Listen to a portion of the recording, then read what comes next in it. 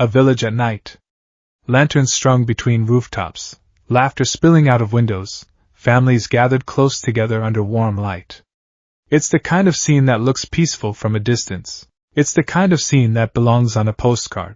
Now picture a 7-year-old boy running through the alleys behind that same warm light, blood on his lip, his bare feet slapping against cold stone, his lungs burning with every breath, because tonight, of all nights, is the one night a year when Konoha stops pretending to be kind to him. You already know what today is.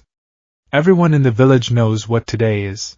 It's the day the sky turned orange with claws and fire, the day 9 tails tore through the forest and swallowed a generation of shinobi whole, the day the 4th Hokage gave his life to end it. It's a solemn day.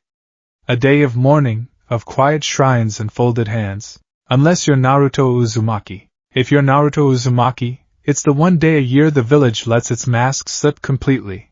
The one day grief curdles into something uglier. Something that goes looking for somewhere to land. And it always finds him. Stick around, because what happens to this boy tonight is going to break every rule this story was supposed to follow. Naruto didn't know why they hated him. Not really. He'd asked once, asked old man Hokage, straight to his face, why the shopkeepers slammed their doors when they saw him coming, why mothers pulled their children away like he was something contagious. The old man had gotten that look adults get when they're about to lie to a kid to protect them, and he'd said something about hardship, about the village still healing from an old wound, about how things would get better when Naruto was older. Naruto was 7. He didn't feel like things were getting better. He felt like they were getting worse, because this year, for the first time, the looks weren't just cold anymore. Tonight they had hands attached to them. It started outside a ramen stall, not a Chiraku, some other place he tried because a Chiraku was closed for the festival, and he'd been hungry. So hungry his stomach had stopped growling hours ago, and just ached instead. He'd had exactly enough money for a small bowl. He never got to eat it. 3 men had been drinking tea at the counter, strong, dark tea that old shinobi liked to pretend was something stronger. The kind of tea that loosened tongues and made men brave in groups the way they'd never be alone. One of them had looked over at Naruto counting out his coins on the counter, and something in his face had gone flat and mean. Isn't that the demon brat? That was all it took. That was always all it took. Naruto didn't remember exactly when the shouting started or when the shouting became grabbing.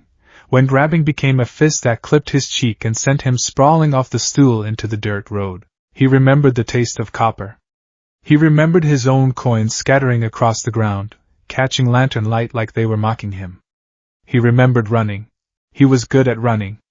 7 years of practice will do that to a person. Tonight, though, there were more of them than usual. Not just the 3 from the stall but others who'd heard the commotion and decided to join in. Because a mob doesn't need a reason once it already has momentum, it just needs a target.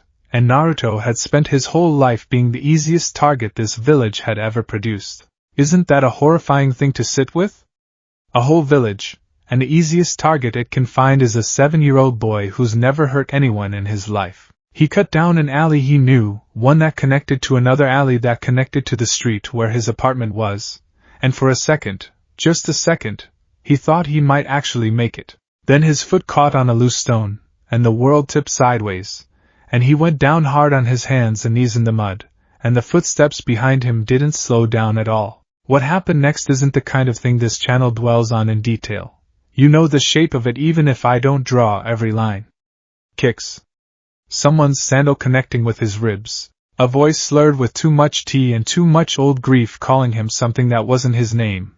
Something that had claws and tails attached to it instead. By the time they got bored, by the time some far-off part of them remembered that beating a child half to death in an alley was the kind of thing that got noticed even in this village, even on this night, Naruto wasn't running anymore.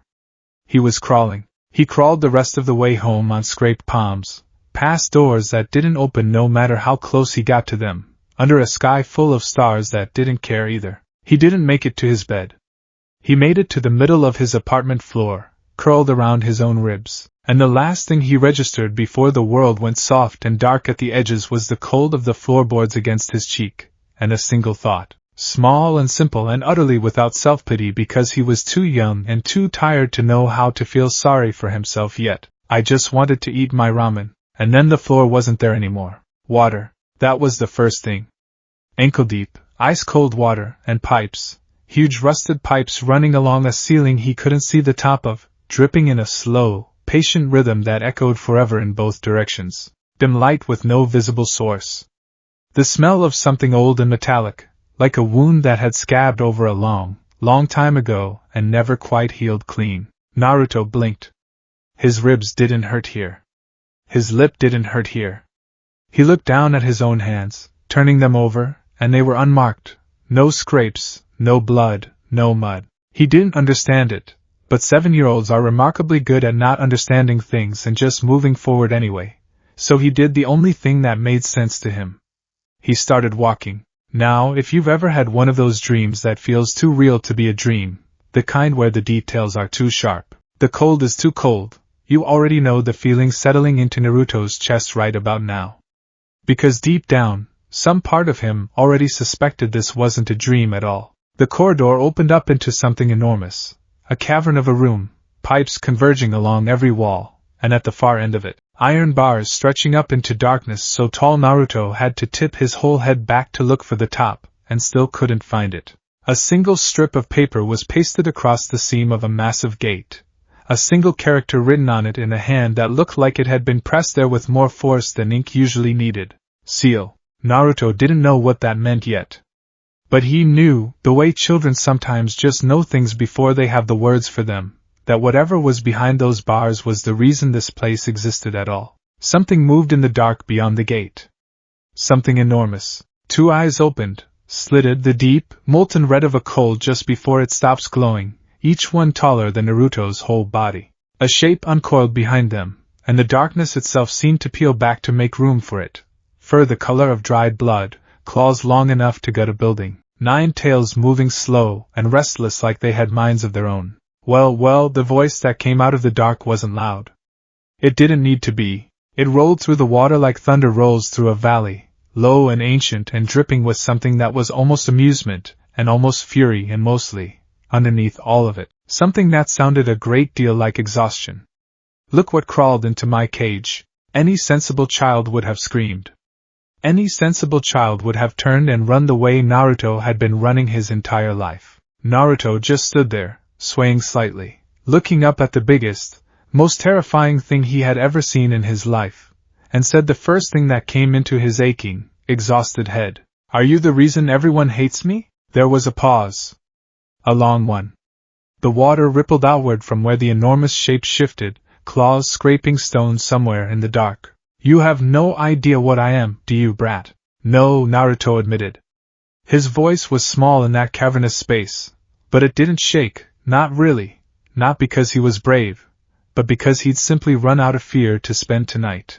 It had all been used up in an alley an hour ago. But everyone's always screaming about the fox and the tails and the 4th Hokage, and you've got, he gestured vaguely, taking in the size of the shape behind the bars, the 9 tails moving in the dark. You've got the tails. So I figure you're probably it. It, the fox repeated, and there was something dangerous curling under the word now, something that made the temperature of the water around Naruto's ankles feel like it dropped several degrees. I am not an it boy. I am Kurama, the 9-tailed fox, and I have existed since before your pathetic little village was anything but dirt and delusion. I was not born to be caged in the belly of a... Okay, Kurama, Naruto interrupted. Because he was 7, and 7-year-olds interrupt giant cosmic entities without fully understanding the danger of doing so. Are you gonna eat me? You have to appreciate the audacity here.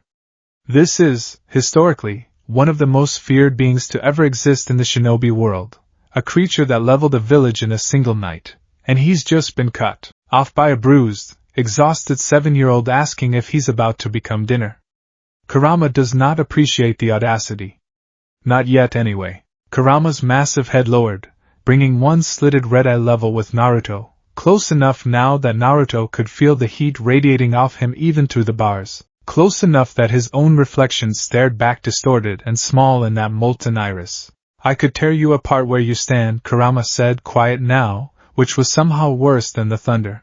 I could reach through this cage and crush every bone in that fragile little body before you even had time to be afraid. Do you understand that, boy? Do you understand what you're standing in front of? And here, right here, is where this story stops following the script every viewer watching this already expects. Because Naruto didn't run. He didn't cry. He didn't beg.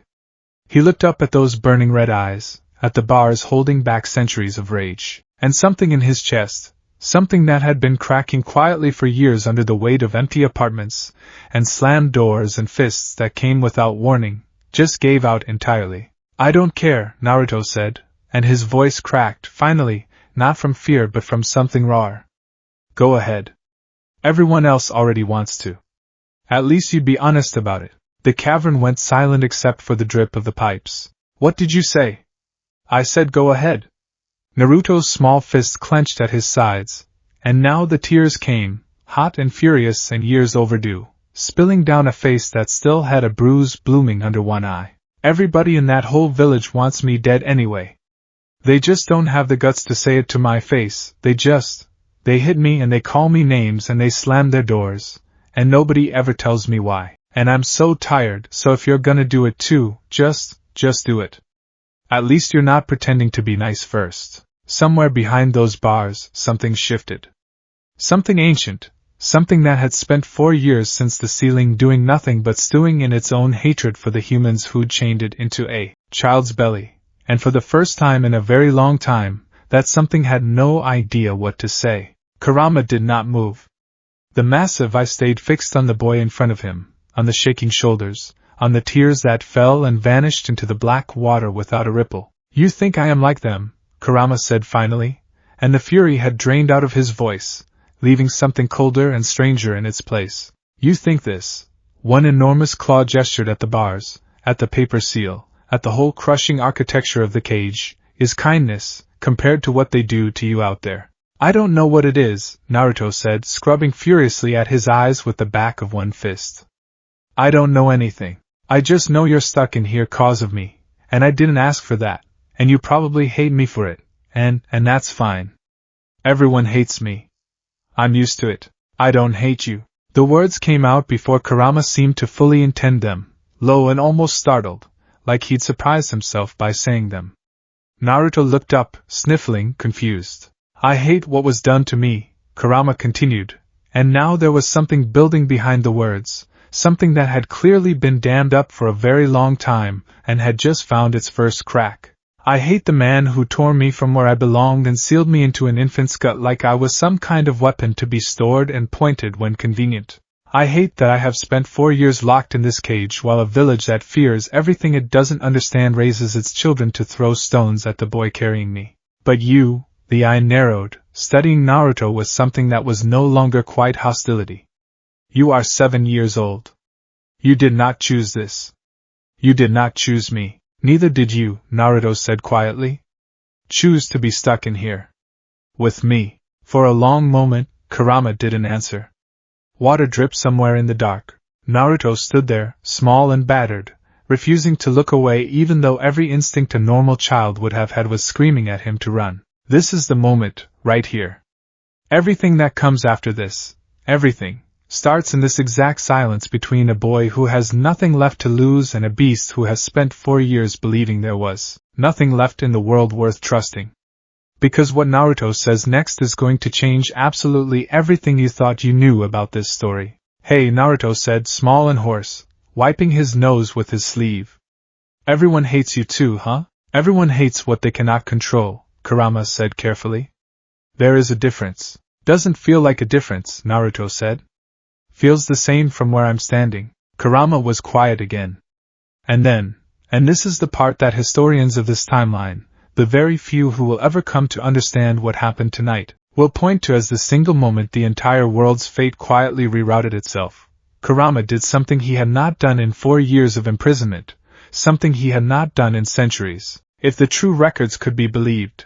He lowered his massive head until it was almost level with the small boy standing in ankle-deep water, until one slitted red eye filled Naruto's whole field of vision, patient now instead of predatory. Then let's make a deal, brat, Kurama said, and there was something in his voice now that hadn't been there a minute ago, something dry, something almost fond, buried under centuries of rust. Wanna be hated together? Naruto blinked up at him. And despite the bruise on his face, despite the blood still drying at the corner of his mouth, despite everything this night had already taken from him, something in his chest, something that had been empty and cold for as long as he could remember, cracked open just slightly and let a little bit of warmth in. He didn't fully understand what he was agreeing to. He was 7.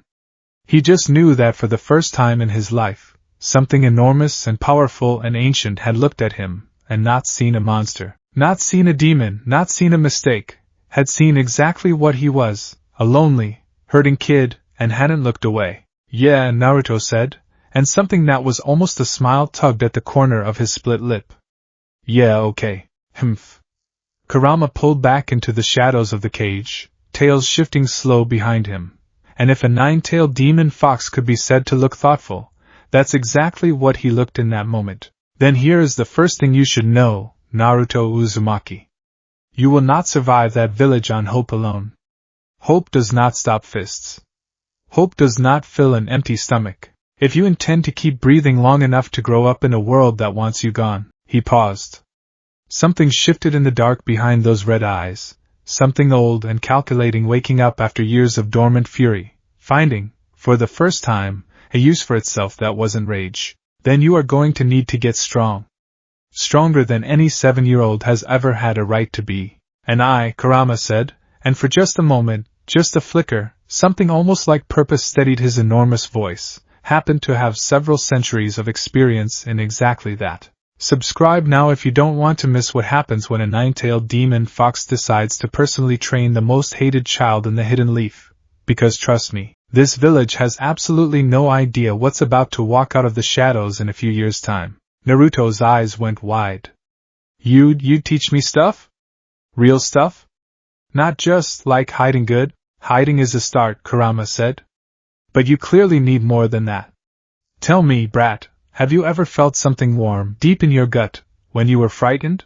A pull, like something answering a call you didn't know you'd made? Naruto thought about it, really thought, screwing up his bruised face in concentration, and then nodded slowly. Sometimes. When the bad men are chasing me, it feels like something wakes up right here. He pressed a small fist to his stomach. That was me, Kurama said. Every time you've survived something you shouldn't have, every fall you should have broken bones from, every hit that should have put you in a hospital bed for a week, that was my chakra, bleeding through the cracks in this seal to keep this body alive. Because a dead host is no use to anyone, least of all me. It has been happening on its own. Unconsciously. Uncontrolled. He let that settle. The water lapped gently at Naruto's ankles. Imagine, Kurama continued, and now there was something almost hungry in his voice. Something that had waited 4 long years for exactly this conversation, what you could do if it were not an accident, if you could reach for it the way you reach for your own hand. Naruto's mouth had fallen open slightly. You mean, I could learn to use it? On purpose? With training? With discipline? With more patience than I suspect a 7-year-old possesses, Kurama said, and there was a low rumble in his chest that might, in another creature, have been called a chuckle. But yes. In time. If you are willing to work harder than any of those little brats in your future classroom ever will, and if you are willing to keep this, one massive claw gestured between them, at the bars, at the whole strange, impossible arrangement they just struck, a secret. From everyone. Do you understand what happens to you if the wrong people in that village learn you and are cooperating? Naruto's small face went serious in a way that looked strange on a 7-year-old. A flash of something older passing behind his eyes. They'd be scared, he said slowly, and scared people are meaner than mad people. Smarter than you look, brat, Kurama said, and this time the rumble in his chest really was something like approval. The water around Naruto's ankles seemed to warm, just slightly, just enough to notice, the first small, deliberate kindness Kurama had offered him since this whole impossible conversation had begun. Naruto looked down at it, then back up at the fox behind the bars, and for the first time that entire terrible night, he smiled, really smiled, small and crooked and missing a tooth, but real. Okay, he said. Teach me then. I want to be strong. I don't want to get beat up anymore. And I don't, his voice wobbled, just slightly, I don't want to be alone anymore either. Something in Kurama's ancient, furious, endlessly weary chest cracked at that, quiet and unnoticed even by himself, in a way that 4 years of caged rage had never managed to touch. "You won't be," he said, and if the words came out rougher than he meant them to, gruffer, like they'd cost him something to say out loud after so long spent hating everything that had put him in this cage. Well, there was no one down here to call him on it except a battered 7-year-old boy who was already too busy grinning through his tears to notice. "Now wake up, brat," Kurama said, straightening to his full, cavern-filling height, tails sweeping slow through the dark behind him. "You're bleeding on my floor, and I did not agree to babysit a corpse. Go sleep. Real sleep, in a real bed, if that apartment of yours can be called that. We begin tomorrow." "Tomorrow," Naruto repeated, like he was testing the shape of a promise nobody had ever actually kept to him before. "Tomorrow," Kurama confirmed. "And Naruto." The boy paused, halfway to fading, the cavern already beginning to blur and dissolve at its edges the way dreams do when you're being pulled back toward waking. "Tell no one," Kurama said, and his enormous red eyes held something that might, in a kinder world, have been called protective. "Not the old man in the funny hat. Not your teachers. No one. Do you understand me? What happens down here between us, that is ours. The whole village took everything else from you tonight. Let this be the one thing they don't get to touch." Naruto nodded, small and fierce, and the last thing he saw before the darkness of the sewer dissolved entirely into the darkness of sleep was a single slitted red eye, watching him go, not with hunger anymore, not with hatred. With something that, against every law of nature and every century of grievance behind it, was starting, very quietly, to look a great deal like hope. Naruto woke up on the floor of his apartment just as dawn was beginning to gray the window, his ribs aching, his lips still split, every bruise from the night before exactly where it had been. For one long, disorienting moment, he thought the whole thing had been a fever dream brought on by exhaustion and hunger, and one too many kicks to the head. Then he noticed it. Small.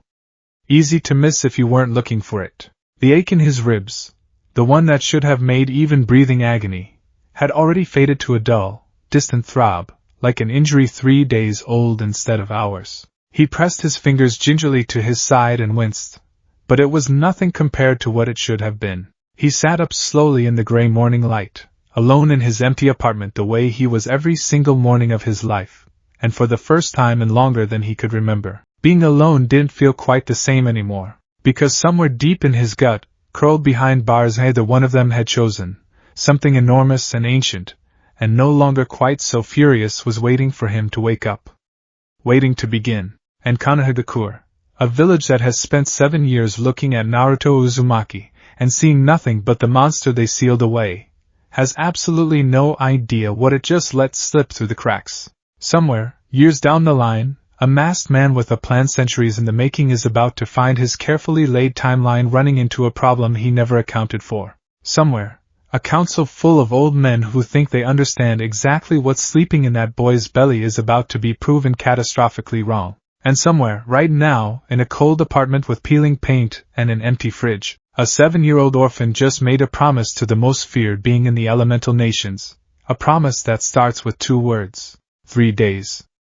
That's how long it took Naruto to stumble back into that cavern of pipes and cold water, and he only managed it by accident. He'd been sitting on the swing under the old tree near the academy, the one nobody else ever used, the one that had somehow, wordlessly, become his, legs dangling, kicking slow arcs through the dirt, while he watched a cluster of kids his age laughing together across the playground.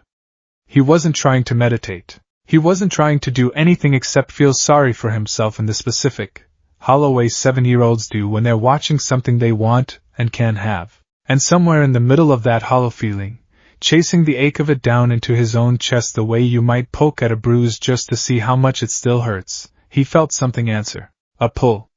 Warm, low in his belly, exactly the way Kurama had described it. Naruto had gone still on that swing, eyes sliding shut without really meaning to, chasing the warmth the way you chase a scent on the wind, and the playground noise had faded, and the dripping had started, and when he opened his eyes again he was standing ankle-deep in familiar cold water, staring up at 2 very unimpressed slitted red eyes. "You're late," Kurama said.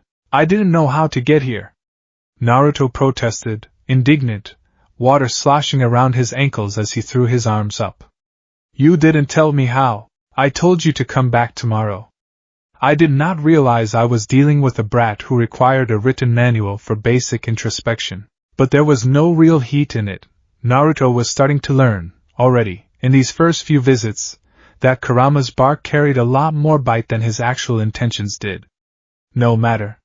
You found the door. That's the first lesson, whether you realized you were learning it or not. Huh! Emotion, Kurama said, and began to pace, slow and enormous, behind the bars, tails dragging ripples through the dark water beyond the gate. That is your door, brat. Not meditation techniques. Not fancy hand positions the way your future teachers will try to drill into you. You reached me because you felt something. Loneliness, longing, whatever ugly little thing was sitting in your chest on that swing, and it called to something in me that answers to the same shape of feeling. Do you understand? Naruto frowned, working through it slowly, tongue poking out slightly the way it did whenever he concentrated hard on something. So, I gotta feel stuff on purpose?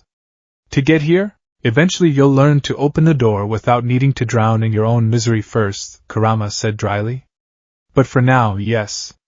Emotional resonance. It's a start. Now stop wasting time standing in my water gawking at me and get to the actual reason you're here. And this, right here, is where the real training begins, because what Kurama's about to teach a 7-year-old boy over the next several months is something most shinobi don't manage to learn their entire lives. The terms of their arrangement, as Kurama laid them out over that first proper lesson, were simple enough for even a 7-year-old to grasp, even if the reasoning behind them took Naruto considerably longer to fully appreciate. First, Kurama said, you tell no one? Not the old man. Not your teachers. Not the first kid who's ever nice to you, because trust me, brat, that kindness will not survive the truth of what's sitting in your gut. You keep this between us, or everything we build together gets torn down the moment someone with a title and a council seat decides I'm too dangerous a variable to leave unsupervised. Okay, Naruto said. Not that hard. Nobody talks to me anyway. Something flickered behind Kurama's eyes at that. Quick, there and gone. Something that might have been closer to sympathy than the fox would ever have admitted to out loud. He moved past it. Second. You train when I tell you to train, the way I tell you to train it, without whining about it being too hard or too boring. I have watched shinobi die because they skipped the fundamentals in favor of flashy tricks that looked impressive and did nothing when it actually mattered. You will not be one of those idiots. Not on my watch. Third, Naruto said, trying to look very serious and mostly succeeding, aside from the gap where he was missing a tooth. What's third? Third, Kurama said, and here, for just a moment, some of the growl went out of his voice, replaced by something quieter. You don't use what I teach you to hurt people who don't deserve it. I don't care how much this village has taken from you, or how much more it's going to take before you're old enough to leave its walls behind for good if that's what you choose. You do not become what they already think you are. Do you understand me? Naruto blinked, caught off guard by the sudden shift in weight behind the words. I wasn't gonna hurt anybody, he said, a little defensive. I know, Kurama said. I'm making sure it stays that way. Power changes things, brat. It changes what feels possible. I need you to hear this now, before you have any of it, so that later, when you do, the words are already sitting somewhere in that thick skull of yours. Naruto nodded slowly, and something about the moment settled into him. Quiet, important, the kind of thing a kid doesn't fully understand yet but remembers anyway, tucked away for later. Good, Kurama said, brisk again, the moment passing. Now, sit down in that water and close your eyes. We're starting with the only thing that matters before anything else does, you learning to feel the difference between your own chakra and mine. Now, if you've ever tried to learn something completely new, an instrument, a language, anything where your brain just doesn't have the wiring built yet, you know how frustrating those first attempts can be. Now imagine trying to learn it from a giant fox who's used to explaining things to seasoned shinobi, not 7-year-olds who still get distracted by pigeons on windowsills. The first week of actual training was, by Naruto's own private assessment, extremely boring. Kurama had him just sit, cross-legged on his apartment floor, eyes closed, for what felt like hours at a time, trying to locate the specific, subtle hum of his own chakra moving through his body. It was, Kurama explained with visible patience, wearing thinner by the session, like trying to hear a single instrument in the middle of an entire orchestra. Everything was noise until you learn exactly what you were listening for. I don't feel anything, Naruto complained, for probably the 20th time, cracking one eye open to glare accusingly at the ceiling of his apartment as though it were somehow responsible for his failure. That's because you're trying to force it, which is exactly the opposite of what you should be doing. Kurama's voice came from somewhere deep in his own chest now. Naruto had started to notice that once he'd properly resonated with the mindscape a few times, he could hear Kurama even without fully sinking into that cold sewer. A low rumble threaded through his own thoughts. Chakra isn't something you grab. It's something you notice. Stop clenching your whole body like you're trying to squeeze water out of a stone. I'm not clenching. Your shoulders are up around your ears, brat. Relax. Naruto huffed and rolled his shoulders, forcing them down, and tried again. And this time, for just a flicker of a second, something warm and faint moved through his belly, gone almost before he registered it. His eyes flew open. I felt it. I felt something. There it is, Kurama said, and Naruto could have sworn there was something almost like satisfaction in the growl. That's yours. Small, untrained, barely worth calling chakra yet, but yours. Now do it again, and again. Until you can find it without me having to talk you through every step like you're an infant. It took another 4 days of sitting cross-legged on his floor, skipping meals he didn't have money for anyway, ignoring the ache in his legs from sitting still too long, before Naruto could reliably find that thread of warmth on his own, a thin, golden hum that lived somewhere behind his navel, distinct now, once he knew what to look for, from the vast, molten, enormous presence of Kurama's chakra sitting just beyond it, contained behind that seal like an ocean held back by a single, straining wall. Good, Kurama said, the first time Naruto managed it 3 times in a row without help. Now you know the difference between the two. That matters more than you think it does, brat. A shinobi who can't tell his own chakra from a foreign source in his system is a shinobi who's already dead the first time someone tries to poison his coils or overload his system with an outside jutsu. You just learned something most academy graduates don't understand until they're jonin, if they ever understand it at all. Naruto beamed, the kind of unguarded, delighted grin that hadn't had much reason to show up on his face in a very long time.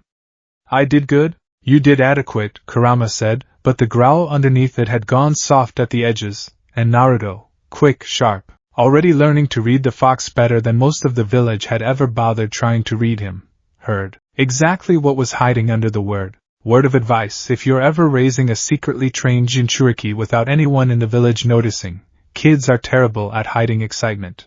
Iruka Yumino noticed it first, a small thing, easy to write off as nothing, except Iruka had a teacher's eye for the kids nobody else bothered watching closely, and Naruto Uzumaki had been on his radar for a while now, not because Iruka had any particular fondness for the boy yet, but because it was hard not to notice a kid who showed up to every interaction bruised in a way none of the other children ever were. What Iruka noticed, over the weeks that followed, wasn't the bruises. It was that there seemed to be fewer of them, not none. The village hadn't stopped being what it was overnight, and Naruto still caught the occasional cold stare, the occasional door slammed a little too hard in his face.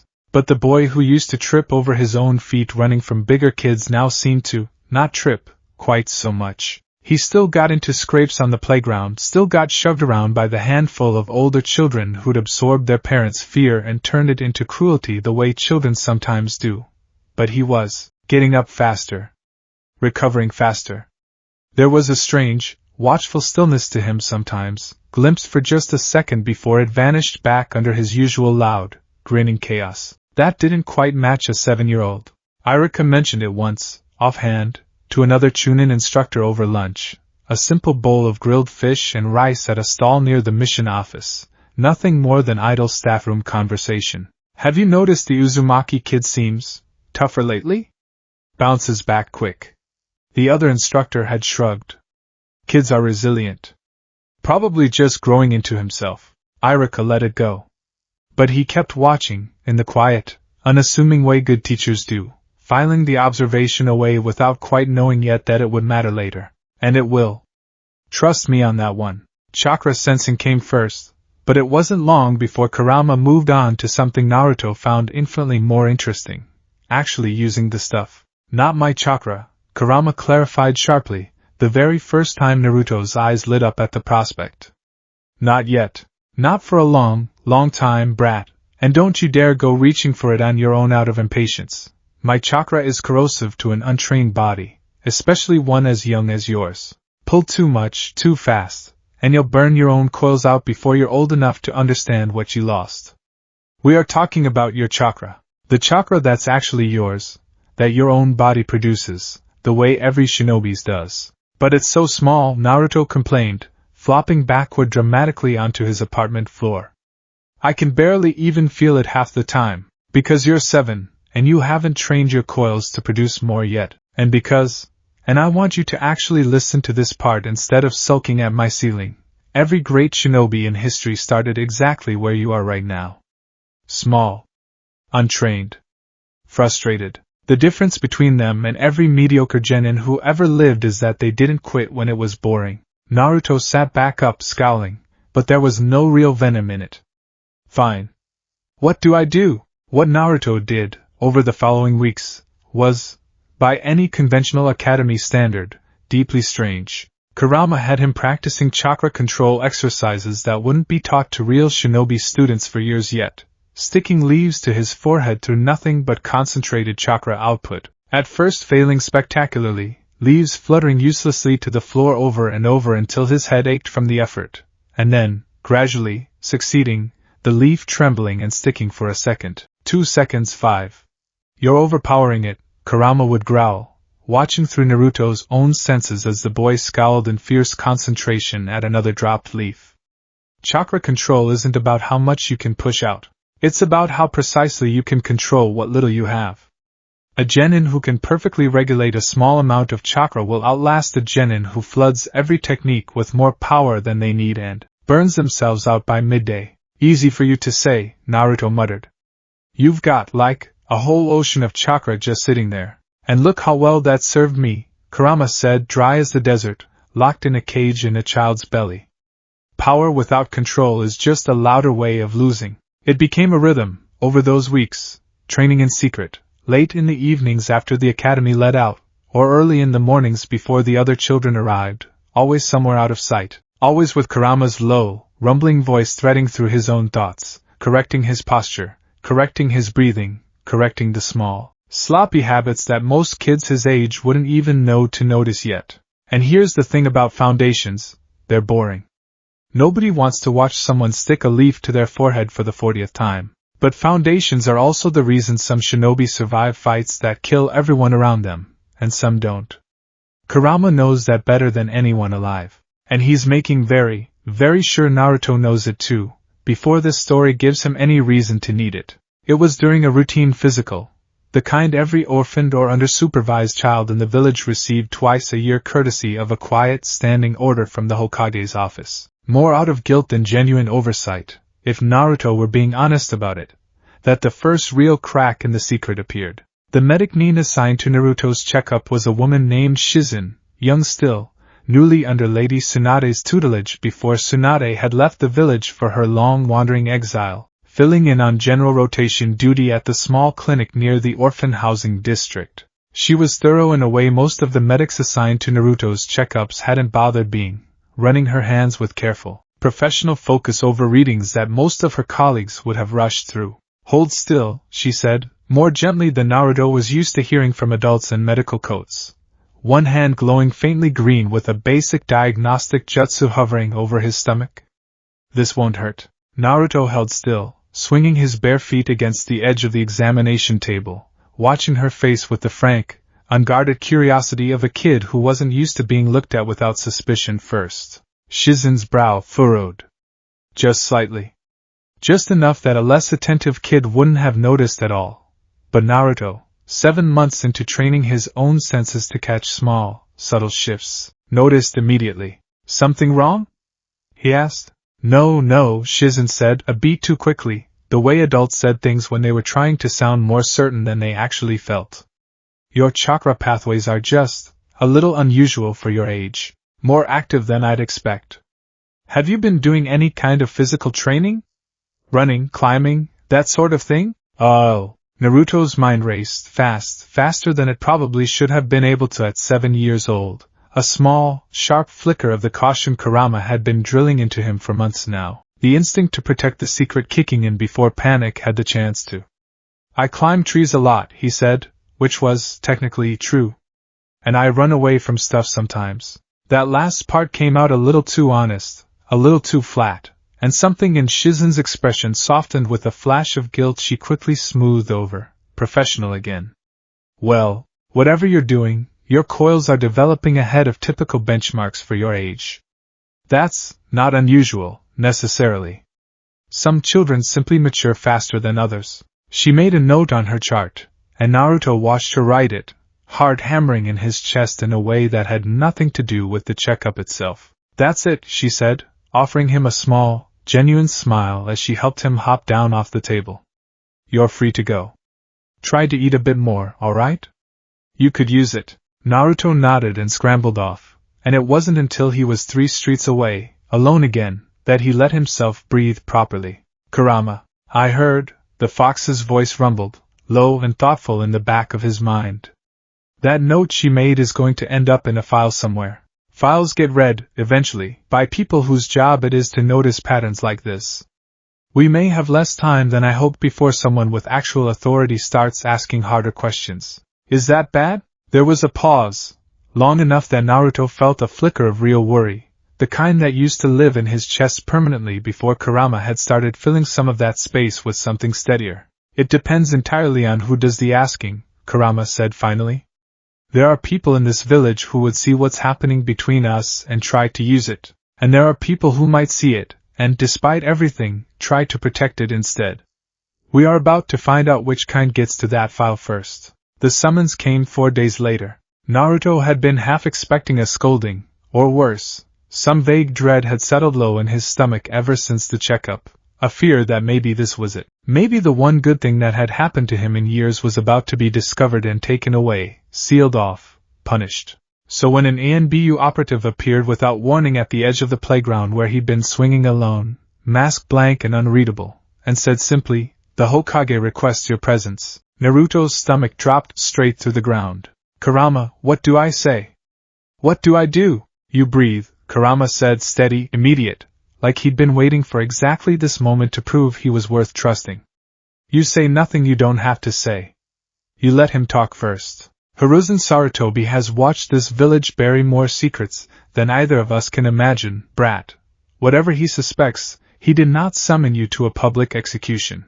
If he wanted you gone, there are faster, quieter ways than an office visit. That did not, if Naruto were honest, make the walk to the Hokage's tower feel any less like walking toward the edge of something enormous. The office was quiet when he arrived. No council members, no crowd of stern-faced adults waiting to pass judgment. Just the old man himself, seated behind a desk buried in paperwork, pipe unlit in an ashtray beside him, looking tired in the particular way that came from carrying an entire village's worth of secrets on aging shoulders. "Naruto," Hiruzen said, and his voice was gentle, the way it usually was when the two of them were alone, no audience to perform sternness for. "Sit down. I want to talk to you about something." Naruto sat, perched stiffly on the edge of the chair across from the desk, hands gripping his own knees. Hiruzen studied him for a long moment before he spoke again, and when he did, his voice carried a weight Naruto hadn't heard from him before. "Shizen's report crossed my desk a few days ago. Your chakra pathways are developing at a rate well beyond what's typical for a child your age. I'd like you to tell me why if you're able to. Here it is." The moment Naruto's been dreading since the appointment. And what he says in the next 30 seconds might just decide whether this entire secret survives past today. Naruto's mind spun, fast, panicked, but underneath the panic, quiet and steady, Kurama's presence sat like an anchor. "He hasn't accused you of anything yet, brat?" he asked. "There's a difference. Answer carefully. And for once in your life, don't lie badly." "I've been training," Naruto said slowly, picking his words with more care than he usually bothered with. "On my own. Nobody taught me, I just started figuring stuff out. About my chakra. How to feel it. How to use it a little better." It wasn't a lie, not really. It just left out the enormous, ancient, currently listening detail curled beneath his own navel. Hiruzen's eyes, sharp, far sharper than most people gave a tired old man credit for, studied Naruto's face for a long, long moment. Long enough that Naruto had to fight the urge to fidget under the weight of it. On your own, Hiruzen repeated slowly. Yeah, Naruto said, and made himself hold the old man's gaze, the way Kurama had drilled into him over the past weeks. If you look away first, you look like you're hiding something, even when you're telling the truth. The silence stretched. Somewhere outside, a bird called. Hiruzen's fingers steepled together in front of his face, and something in his expression shifted, not suspicion exactly, but a kind of careful, weighing consideration, the look of a man doing arithmetic with pieces he didn't yet have all of. You know, Hiruzen said finally, quietly, your father was a genius. One of the finest shinobi this village has ever produced. And your mother, something flickered across his face, brief and pained, gone before Naruto could fully catch it. Your mother had a strength in her that very few people ever truly understood, until it was far too late to matter. Naruto blinked. Nobody had ever told him anything about his parents before, not their names, not so much as a single detail. You knew my parents? Hiruzen's expression closed over, quick and practiced, the way it always did whenever the conversation edged too close to that particular truth. That is a conversation for when you're older, he said, gently but firmly. What I want you to understand right now, Naruto, is this. It would not surprise me at all if some of their gifts found their way to you. Genius does not always announce itself in the classroom. Sometimes it shows up exactly like this. A boy figuring things out on his own, faster than anyone expected him to. He's not wrong, is he? He just doesn't know how right he actually is. So I'm not in trouble? Naruto asked, some of the tension bleeding visibly out of his small shoulders. No, Hiruzen said, and something in his weathered face softened into something almost like pride, complicated by whatever guilt sat underneath it. The guilt of a man who knew he owed this boy far more protection than the village had ever given him. You are not in trouble. If anything, I'm glad to hear it. It means you're finding ways to take care of yourself, even when, he paused, choosing his next words with visible care, even when this village has not always made that easy for you. Naruto looked down at his own hands in his lap, unsure how to answer that. I do want to ask one thing of you, though, Hiruzen continued, and his voice took on a different weight now, quieter, more serious. If you notice anything unusual, anything that feels beyond simple training, anything strange with your chakra that you don't understand, I want you to come to me. Directly. Not to your teachers, not to strangers. To me. Can you promise me that? And there it is. The old man isn't accusing him of anything. He's protecting him, in the only clumsy, indirect way his position allows. Because Hiruzen Sarutobi has spent 7 years carrying the guilt of a village he couldn't fully shield, and this small, careful offer of a direct line to his office, is as close as he can come to making up for it without exposing the boy to even greater danger. Naruto hesitated for just a second where he genuinely considered, weighed, whether this was the moment to tell the truth, to trust this tired old man with kind eyes who never once, in 7 years, looked at him the way the rest of the village did. Don't, Kurama's voice came, low and urgent, in the back of his mind. Not yet. Not because I don't trust him. I might, more than I trust most humans in this village, if I'm being honest. But trust isn't the only variable here, brat. The moment this becomes official knowledge, it stops being ours. It becomes a village asset. A weapon to be measured and managed. Give it time. Let him earn more than a promise made out of fear in your first real conversation with him. Naruto swallowed the truth back down. I promise, he said instead, and it wasn't the whole truth, but it wasn't quite a lie either, because if something ever did go wrong, something Kurama couldn't help him handle, Naruto meant every word of it. He would come here. To this office. To this old man who was the closest thing to family he had.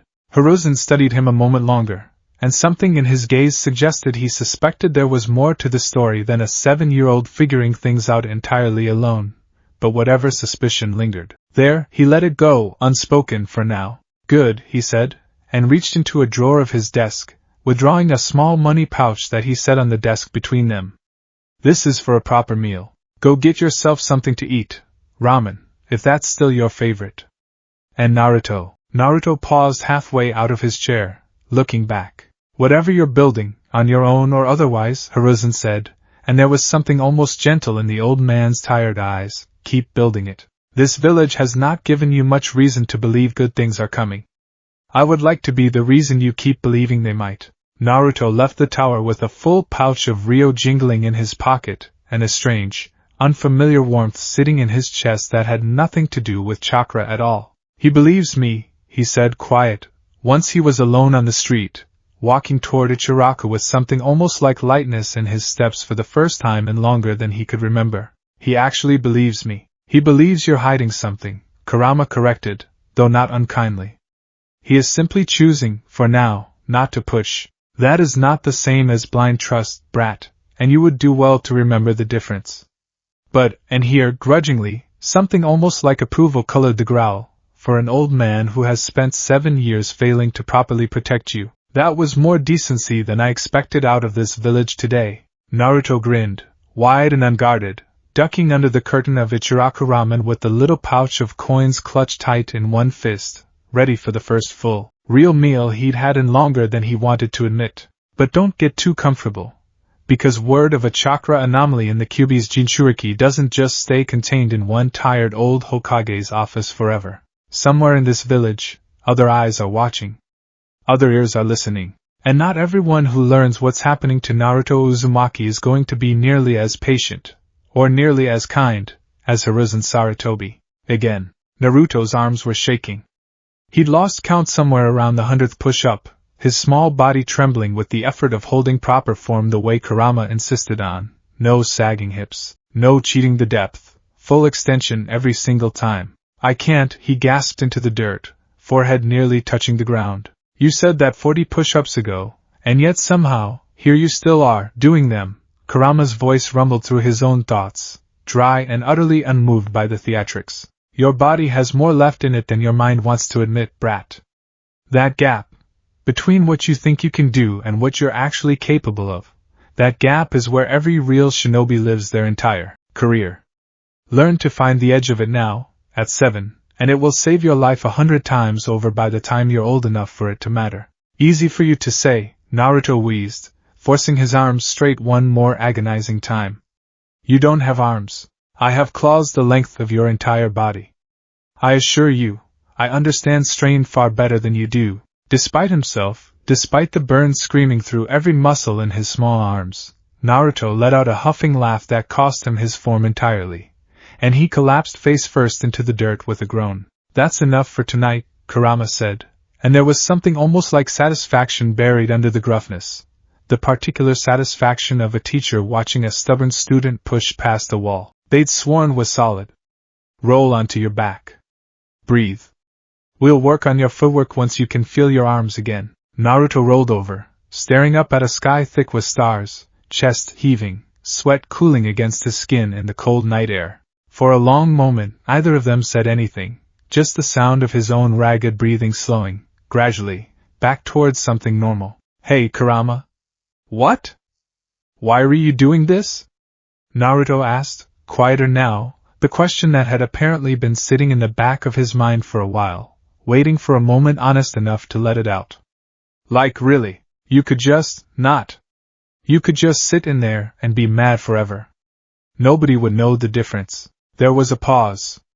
Long enough that Naruto thought, for a second, he might not get an answer at all. Would you believe me if I told you it was purely selfish? Kurama said finally. That a stronger jinchūriki means a stronger vessel, means fewer near-death experiences that put both our lives at risk, means I spend less time being jolted awake by some idiot villager nearly beating you into an early grave? Is that true? Partially, Kurama admitted, and something in the admission carried more weight than the words themselves.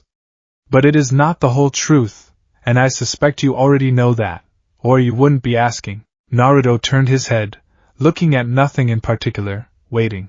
I have spent centuries being feared, brat, Kurama said, and his voice had dropped into something Naruto hadn't heard from him before, quieter, older, carrying weight like stone carries the memory of water long after it's dried up.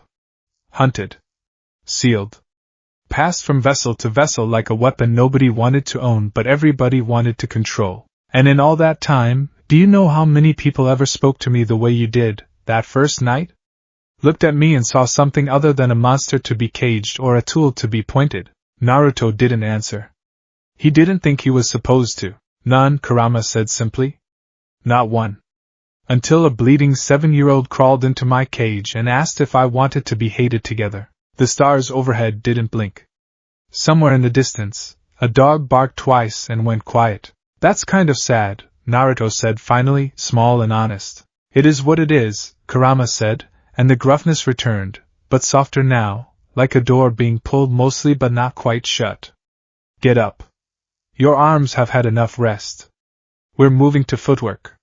If you're wondering what exactly a demon fox teaches a 7-year-old when nobody else in the world knows he's teaching him anything at all, buckle up, because it is not what you'd expect from a typical academy curriculum. The next several months fell into a rhythm, quiet, disciplined, entirely invisible to anyone who only saw Naruto during daylight hours. By day, he was exactly what the village expected him to be, loud, clumsy, prone to pranks, failing his written exams with a consistency that would have been almost impressive if it weren't so clearly a symptom of years spent with nobody bothering to actually teach him to read properly. He tripped over his own feet in taijutsu drills that any observer would swear he had no natural aptitude for. He fell asleep at his desk more often than not, a fact his classmates found endlessly amusing and his instructors found endlessly exhausting.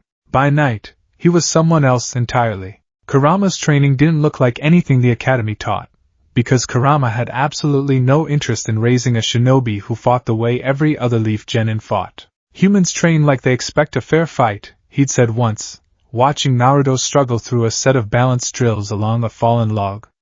Foxes don't have that luxury. We survive by being faster, quieter, and more aware of our surroundings than whatever's hunting us. That is the foundation I'm building in you, not flashy jutsu.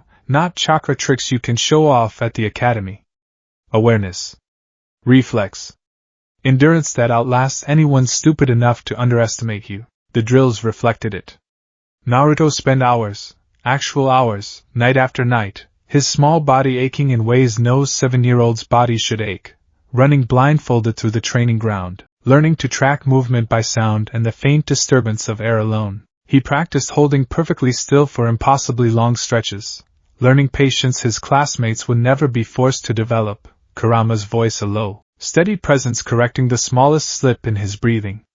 He climbed trees not for fun, the way he told his classmates when they asked why his hands were always scraped, but because Kurama insisted vertical movement built a different kind of body control than flat ground ever could. Your enhanced healing is already doing half the work most shinobi spend years training their bodies to withstand, Kurama explained one evening, watching Naruto haul himself up a particularly stubborn branch for what felt like the 50th time. That's an advantage most people would kill for, but an advantage wasted on a lazy, undisciplined body is still a waste. I won't let you coast on a healing factor while your actual skill stays soft. I'm not lazy, Naruto grumbled, finally hauling himself onto the branch and collapsing against the trunk, breathing hard. No, Kurama admitted, and there was something almost like pride buried in the concession. You're not. Which is the only reason I haven't given up on this experiment yet.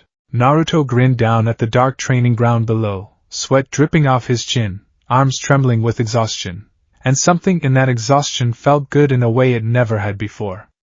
Purposeful, like it was building towards something instead of just being one more thing the world had thrown at him to survive. It was during one of these long, quiet nights, Naruto stretched out on his back in the grass, taking one of the brief rest periods Kurama begrudgingly allowed between drills, that the fox began, slowly and without much fanfare, to talk about himself. You asked me once if I had brothers and sisters, Kurama said, apropos of nothing, his voice settling into something Naruto had learned to recognize as the particular register he used when he was about to say something that actually mattered to him. Naruto turned his head, surprised. He hadn't expected Kurama to remember that. It had been months since that first night in the mindscape, and Kurama had gone quiet on the subject every time it came close to the surface since. Yeah, I do, Kurama said. 8 of them, in fact. We were not born the way you understand birth, not from a mother and father the way you were. We came from something older, something that existed before your village, before shinobi, before most of what your people consider history. Naruto sat up slowly, arms wrapped around his knees, giving Kurama his full attention in the particular unguarded way he only ever managed in the dark, when nobody else was around to see him look this young and this curious. There was a being called the Ten Tails, Kurama continued, and something in his voice had gone distant, pulled toward a memory centuries deep. A creature of such staggering power that the very concept of chakra as your world understands it flows from what it once was. A man, the sage of six paths. Your people still whisper his name in old stories, though most of what they remember is wrong. Sealed the Ten Tails within himself, and before his death, he divided its power into 9 separate beings. 9-tailed beasts. My siblings. So you were, like, born from a giant monster getting split into pieces? Naruto asked, wide-eyed. An unglamorous way of putting it, but not inaccurate, Kurama said dryly. I am the strongest of the 9, the one with the most chakra, the one born last, closest to the original source, which made me the most valuable to every human foolish or ambitious enough to want a weapon instead of a sibling to a story worth respecting. Something in the way he said it, flat, careful, the particular flatness of someone describing a wound they'd stopped letting themselves feel a long time ago, made Naruto go quiet. We were close, once, Kurama continued unprompted, like the memory had built up enough pressure behind it that it needed somewhere to go, and a 7-year-old lying in the grass under the stars happened to be the only company willing to listen. As close as beings like us can be, scattered as we eventually were. Shikaku, the youngest, restless and impulsive. Matatabi, sharp-tongued and clever. Isabu, patient as the tide. Son Goku, loud and proud. Koko, gentle despite his size. Saiken, endlessly curious. Komiai, quick and watchful. Gyuki, steady, the closest thing to a voice of reason among the lot of us. He listed them slowly, deliberately, each name carrying a weight Naruto could feel even without fully understanding the history behind it. The weight of something loved, once, and lost. What happened to them? Naruto asked quietly. Scattered, Kurama said, and the word came out heavier than any of the names had. Sealed, one by one, into different villages, different vessels, over generations. Used as weapons in wars they had no stake in. I have not spoken freely with any of them in longer than I care to measure in human years. I don't know, some days, whether the ones still alive even remember what it was to be something other than a caged threat waiting to be unleashed. Naruto sat with that for a long moment, the weight of it settling somewhere behind his ribs, unfamiliar and heavy. He thought about his own life. No parents, no family, nobody who shared blood or memory with him, and tried, in the clumsy, earnest way 7-year-olds reach for empathy bigger than their own experience, to imagine what it would feel like to have 8 siblings and lose every single one of them to distance and fear and the cruelty of people who only ever saw a weapon. That's really sad, he said again, because it was the truest thing he had to offer, even if it felt small against the size of what Kurama had just handed him. It is what it is, Kurama said again, the same words from before, the same door pulled mostly but not quite shut. But this time, something in his voice caught, just slightly, before he managed to close it all the way. I did not expect to ever speak of this to anyone, least of all a human child. Do not make me regret the impulse. I won't, Naruto said, and meant it with the whole, uncomplicated seriousness only a child that age can manage. I think it's kinda like me and the village, except you actually had brothers and sisters who loved you back, before everyone got scared and split you all up. Kurama went quiet at that, quiet enough, long enough, that Naruto wondered if he'd said something wrong. Perceptive, for a brat who still can't pass a written exam, Kurama said finally, and there was something rough and almost fond buried in the deflection. Naruto grinned, flopping back into the grass, satisfied he'd at least mostly gotten it right. Get up, Kurama said, brisk again, memory tucked back away wherever he kept the things too heavy to carry openly for long. Enough sentimentality for one night. Your footwork was sloppy on that last set. We're doing it again until it isn't. Naruto groaned dramatically, but he got up.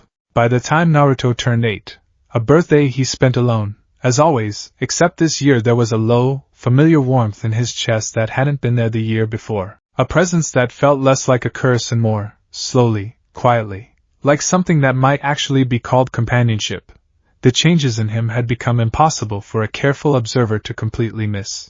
Irika Yumino was, without question, a careful observer. He'd been assigned as an assistant instructor for the younger academy classes that year, still building his reputation as a teacher, still carrying the particular weight of a man who'd lost his own parents to the very same attack that had left Naruto orphaned, a fact that made him, whether he fully admitted it to himself yet or not, quietly, persistently attentive to the boy in a way most of the other instructors weren't.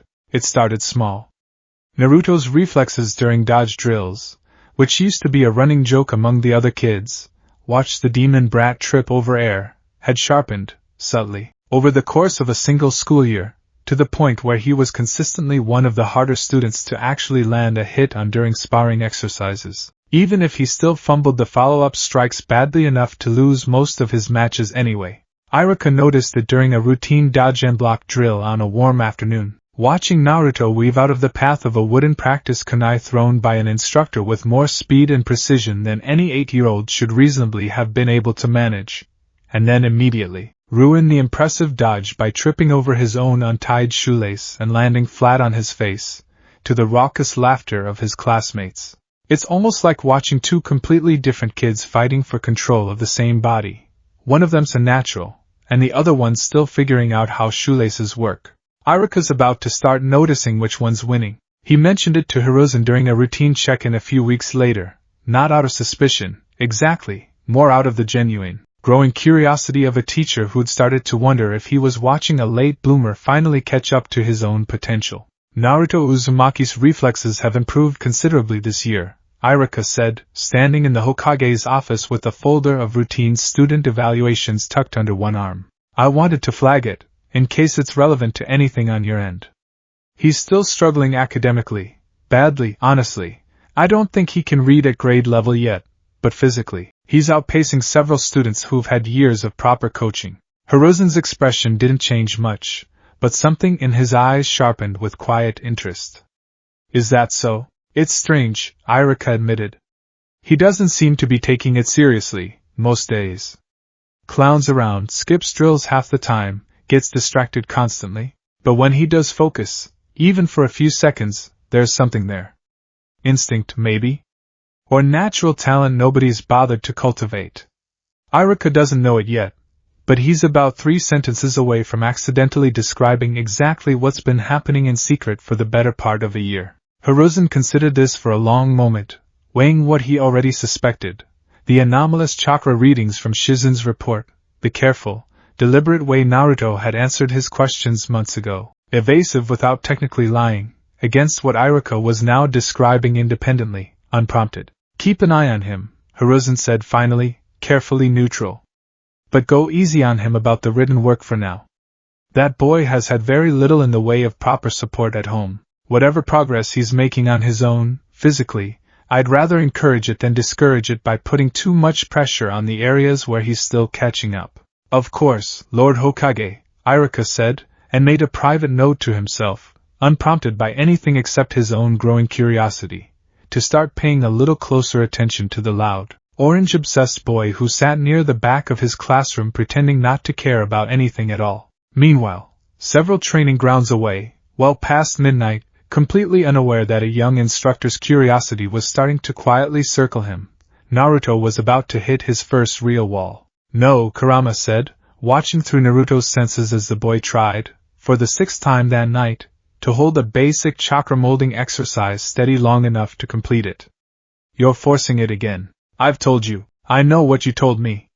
Naruto snapped, more frustration in his voice than he usually let show, sweat dripping down his temple despite the cool night air. I'm trying, it's not working, and I don't get why. I did everything right. You didn't, Kurama said, not unkindly but firm. You're exhausted. You skipped dinner again, didn't you? Naruto's silence was answer enough. Brat. There was real irritation in the growl now, sharper than usual. I have told you, repeatedly, that a body running on empty cannot sustain proper chakra control no matter how disciplined the mind behind it is. This is not a moral failing. This is basic biology. You cannot out-stubborn hunger. I didn't have money, Naruto admitted, quiet now, some of the fight draining out of him along with the frustration. The old man's stipend doesn't come until next week, and I already used what I had left on. He stopped himself, but Kurama, sharp as ever, filled in the gap easily enough. I'm repairing that window someone broke last week, the one you never told the Hokage about, because you didn't want to seem like you couldn't handle your own apartment. Naruto didn't answer, which was, again, answer enough.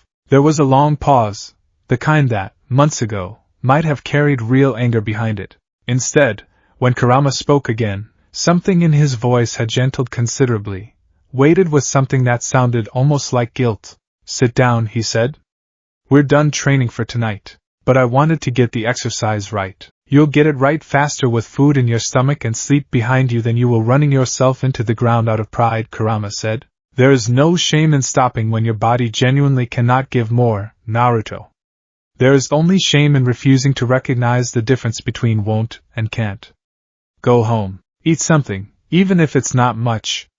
I'll teach you the same exercise tomorrow, and you'll master it in a fraction of the time it's taking you tonight, because you won't be fighting your own hunger on top of everything else. Naruto sat in the dark for a moment, arms wrapped around his knees, some complicated mixture of frustration and gratitude sitting uneasily in his chest. Thanks, he said finally, quiet. Don't thank me for basic competence, Kurama grumbled, but there was no real bite in it.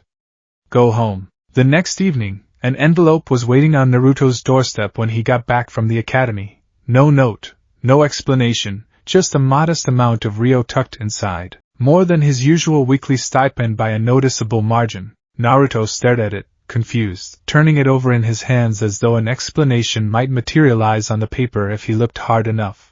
Did you do this? He asked, half joking, not really expecting an answer, because as far as he understood things, Kurama had absolutely no way to interact with the physical world outside of Naruto's own body. I have many talents, brat, but conjuring currency is not among them, Kurama said dry. Though I have a fairly confident guess as to who did. Naruto blinked, turning the thought over, and then it clicked, slow and warm, settling into his chest with a quiet kind of wonder he wasn't quite used to feeling.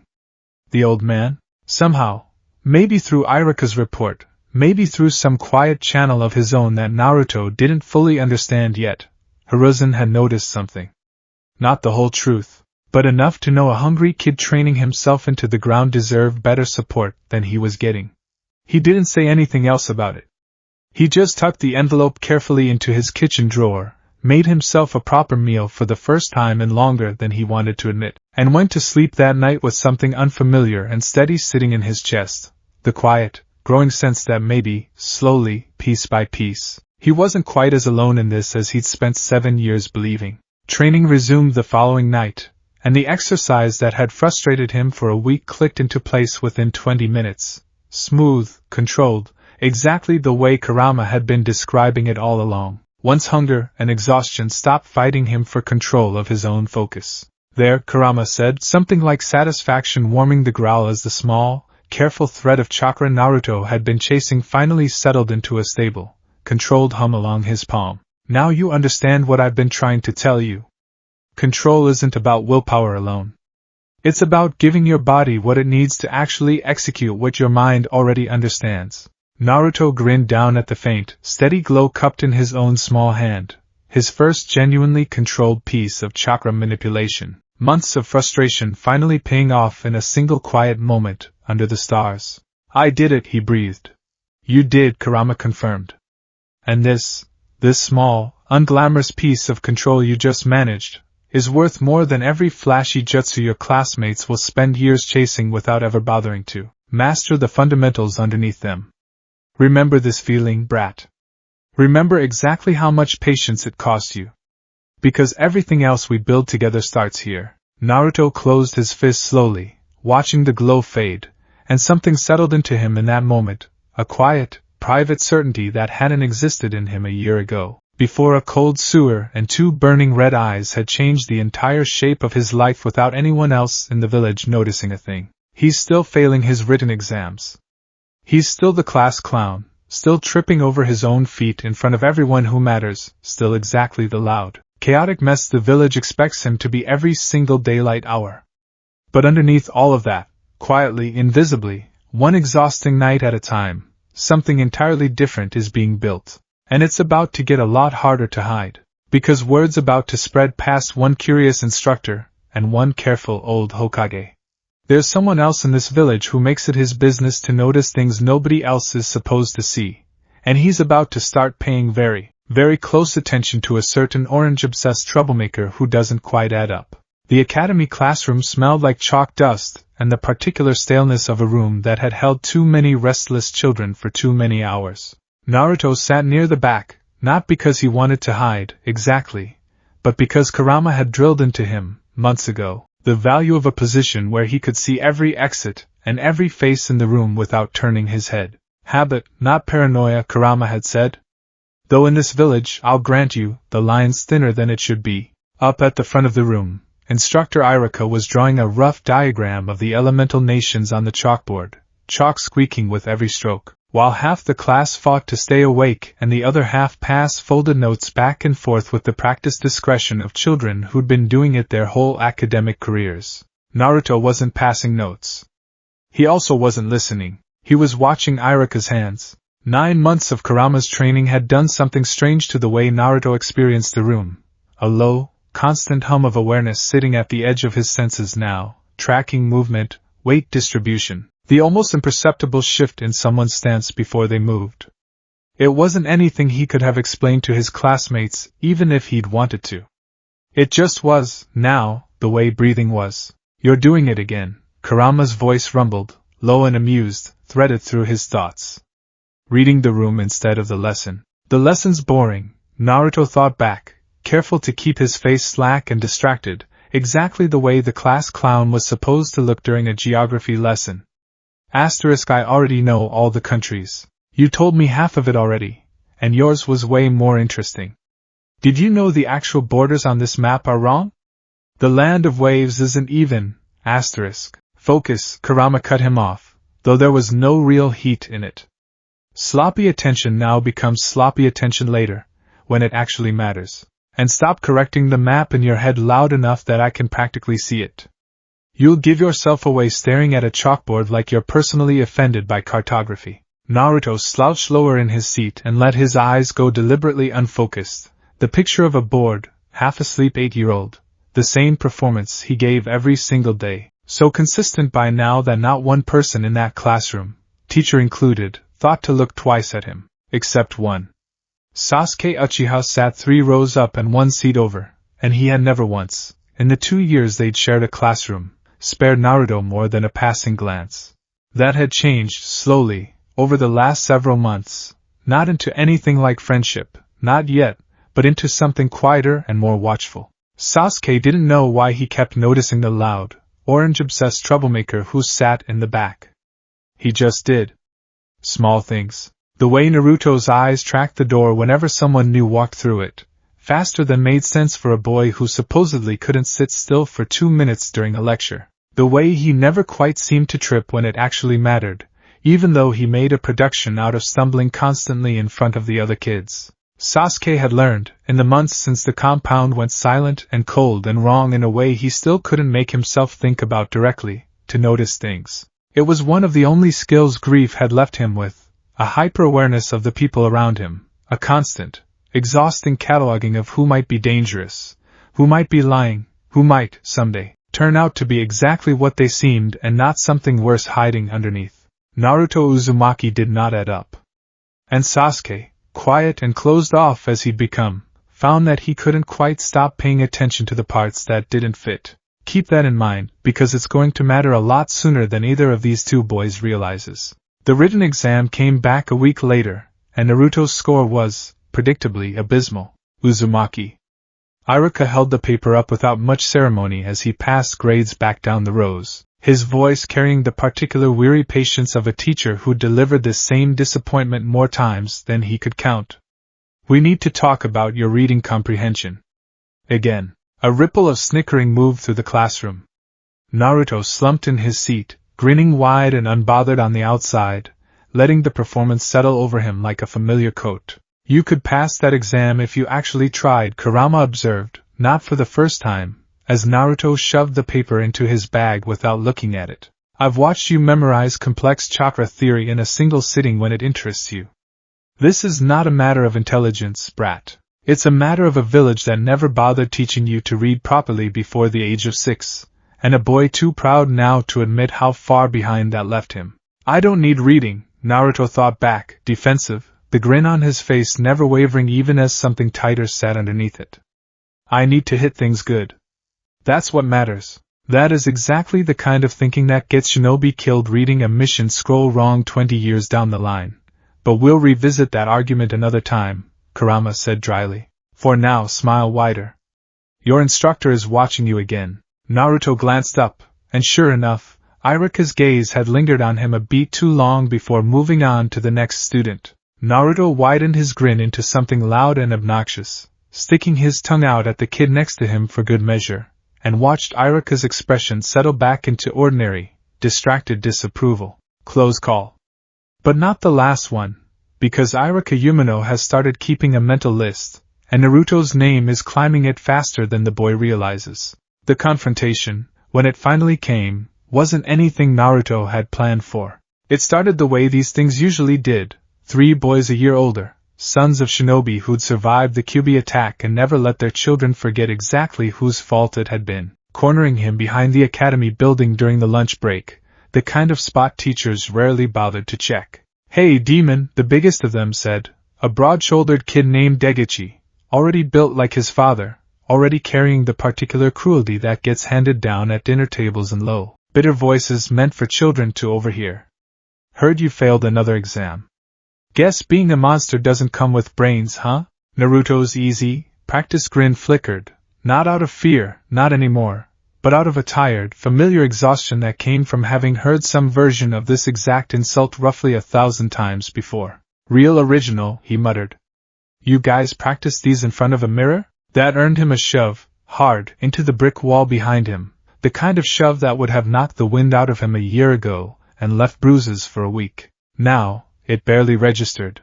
Careful, Kurama's voice was immediate, sharp, cutting through the low simmer of irritation building in Naruto's chest. They're testing your reaction. If you fight back too well, too easily, you'll draw exactly the kind of attention we've spent a year avoiding. I know, Naruto thought back, gritting his teeth, keeping his face carefully arranged into something closer to fear than the actual boredom he felt. Asterisk I know, I'm not gonna, asterisk. Ooh look, he's scared, one of the other boys sneered, emboldened, shoving him again. Bet if we hit him hard enough, the demon comes out and eats us all, right? That's what my dad says. Says they should have just let it die when it was sealed up. Something in Naruto's chest went very still and very cold. He's talking about you, Naruto thought, quiet, and felt Kurama's presence beside the thought go equally still, equally careful. Let it go, Kurama said, low and controlled. He's a child repeating his father's ignorance. Don't give him a reaction worth remembering, Naruto tried. He really did, kept his mouth shut, kept his eyes down, absorbed the next shove without more than a stumble, playing the part he'd played 100 times before. It might have ended there, the way it usually did, with bruises and a walk home and nothing more remarkable than the usual quiet humiliation. Except Degichi, encouraged by the lack of resistance, decided to push further, grabbing Naruto by the front of his jacket, and slamming him hard enough into the brick wall that the back of his skull cracked. Against it, sharp and sudden, white flashing behind his eyes, and something in Naruto's carefully controlled restraint snapped. It wasn't a conscious decision. That was the thing Naruto would try to explain to himself later, lying awake that night turning the moment over and over. He didn't decide to reach for that warm, deep pull in his gut the way Kurama had spent a year training him to reach for it deliberately, with control, with purpose. It simply answered the way it used to answer unconsciously back before any of this training had started, back when it was still just an accident keeping him alive. Except now, after months of careful cultivation, that unconscious response came out sharper, more potent, more real than it ever had before he'd learned to actually touch it on purpose. The hand gripping his jacket found itself abruptly, violently, shoved away with far more force than an 8-year-old body should have been able to generate. Degichi stumbling backward, tripping over his own feet, landing hard on the ground with a startled, winded grunt. Naruto stood there, chest heaving, a faint, unmistakable warmth radiating off his skin, his eyes, for just a fraction of a second, gone before anyone but the most careful observer could have caught it, flickering from blue towards something closer to amber. Nobody move. Nobody breathe. Because right now, 3 bullies and 1 very unlucky witness are about to see something they were never supposed to see. The 2 remaining boys froze, eyes wide, the easy cruelty draining out of their faces and replaced with something rawer, the particular fear that comes from realizing, all at once, that the thing you'd been taught to mock and hate might actually be real, and might actually be standing right in front of you. What was that? One of them stammered, backing away. Naruto blinked, and the warmth receded as fast as it had come, his eyes settling back to their normal blue, the moment of unguarded power folding itself back down into an ordinary, frightened 8-year-old boy standing against a brick wall with his heart hammering. Naruto. Kurama's voice was urgent now, sharp with something close to alarm. Get control. Now. Breathe it back down, the way I taught you. I didn't mean, Naruto stammered out loud, stumbling over the words, genuinely shaken now, the adrenaline of the moment crashing down into something closer to panic. I don't know what, and that was the exact moment Irika Yumino rounded the corner of the building, drawn by the commotion, and caught the tail end of it. Degichi sprawled on the ground, 2 other boys backing away pale-faced, and Naruto standing against the wall with an expression of genuine, frightened confusion on his face that didn't match the story the scene was telling at all. What is going on here?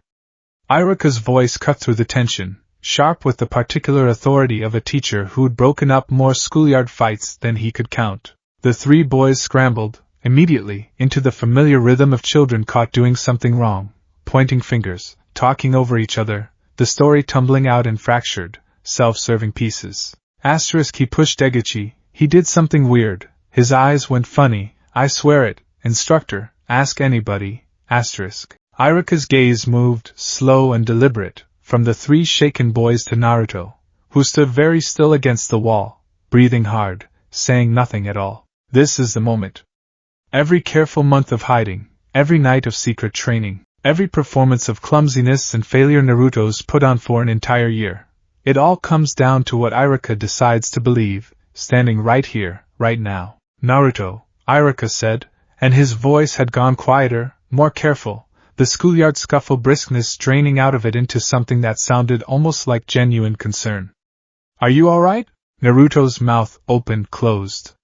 For once in his life, he had absolutely no idea what to say. Say nothing, you don't have to.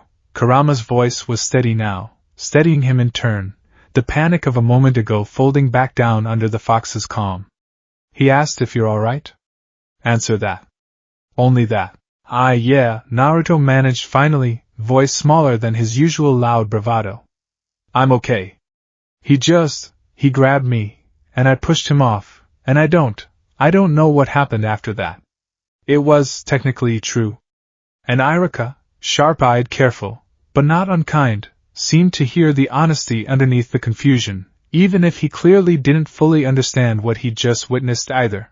Alright, Irika said slowly, and turned back to the 3 older boys with a sternness that made all of them flinch. You 3 my office, now. Cornering a younger student is unacceptable, and I don't care whose father says what at the dinner table. That kind of talk stops the second it walks through these academy doors. Is that clear? The boys, chastened and clearly relieved to be facing a lecture instead of anything worse, scurried off ahead of him. Irika lingered a moment longer, studying Naruto with an expression that was harder to read than his usual straightforward disapproval, something more complicated, more thoughtful, sitting behind his eyes.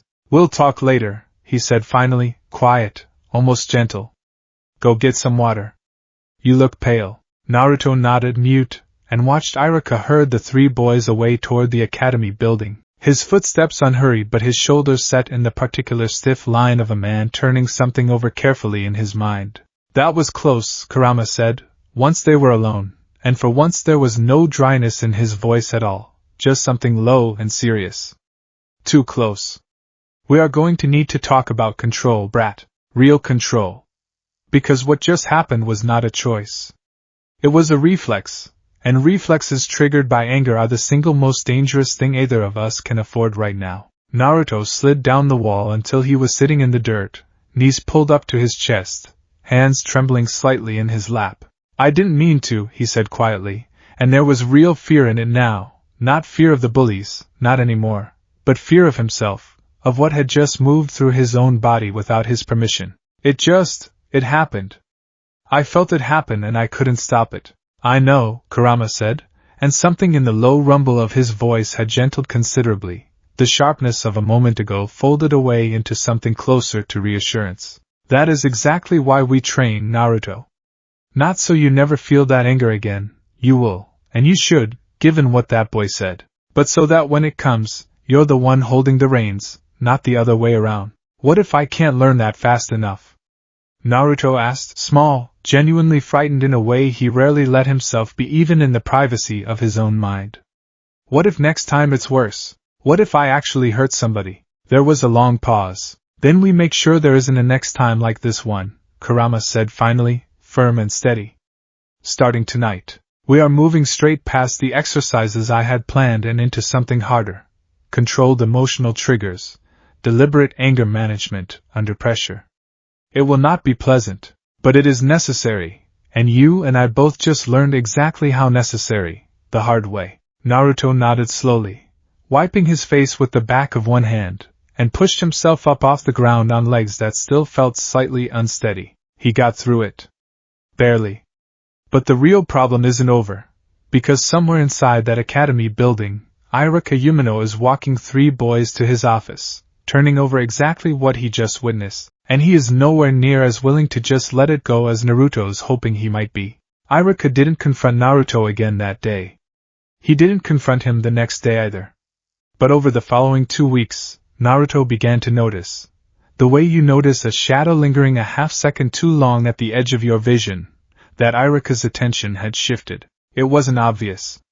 Irika was too professional, too careful, to make it obvious. But Naruto, trained now to read the subtle shifts in a room the way most 8-year-olds read picture books, caught it anyway. The way Irika's eyes lingered on him a beat longer during roll call. The way he seemed to find small excuses to check in. How's the apartment? Are you eating enough? Is anyone bothering you?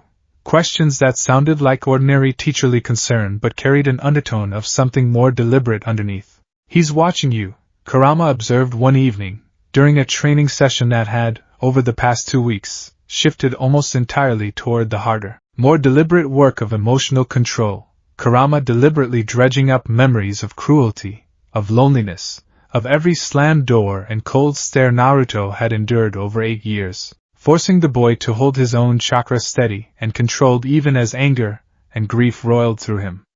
Carefully, the way a man watches something he suspects is more complicated than it first appeared, and hasn't yet decided what to do about it. You think he's gonna tell someone? Naruto asked, breathing hard, sweat dripping down his face as he forced his chakra back into a smooth, steady hum despite the deliberately painful memory Kurama had just dredged up, the specific, sharp memory of a shopkeeper spitting at his feet 3 years ago. I think, Kurama said carefully, that Irika Yumino lost his own parents to the very attack that put me in your belly, and has spent years, whether he fully admits it to himself or not, deciding whether to let that loss curdle into hatred the way so much of this village has, or into something else entirely. I do not know yet which way that decision is going to fall where you're concerned, but I do know he is not a man who reports things carelessly. If he goes to the Hokage, it will not be out of malice. It will be out of genuine concern. Naruto absorbed that, wiping sweat from his brow, and found, somewhat to his own surprise, that the thought didn't frighten him the way it might have a year ago. Would that be so bad? He asked slowly.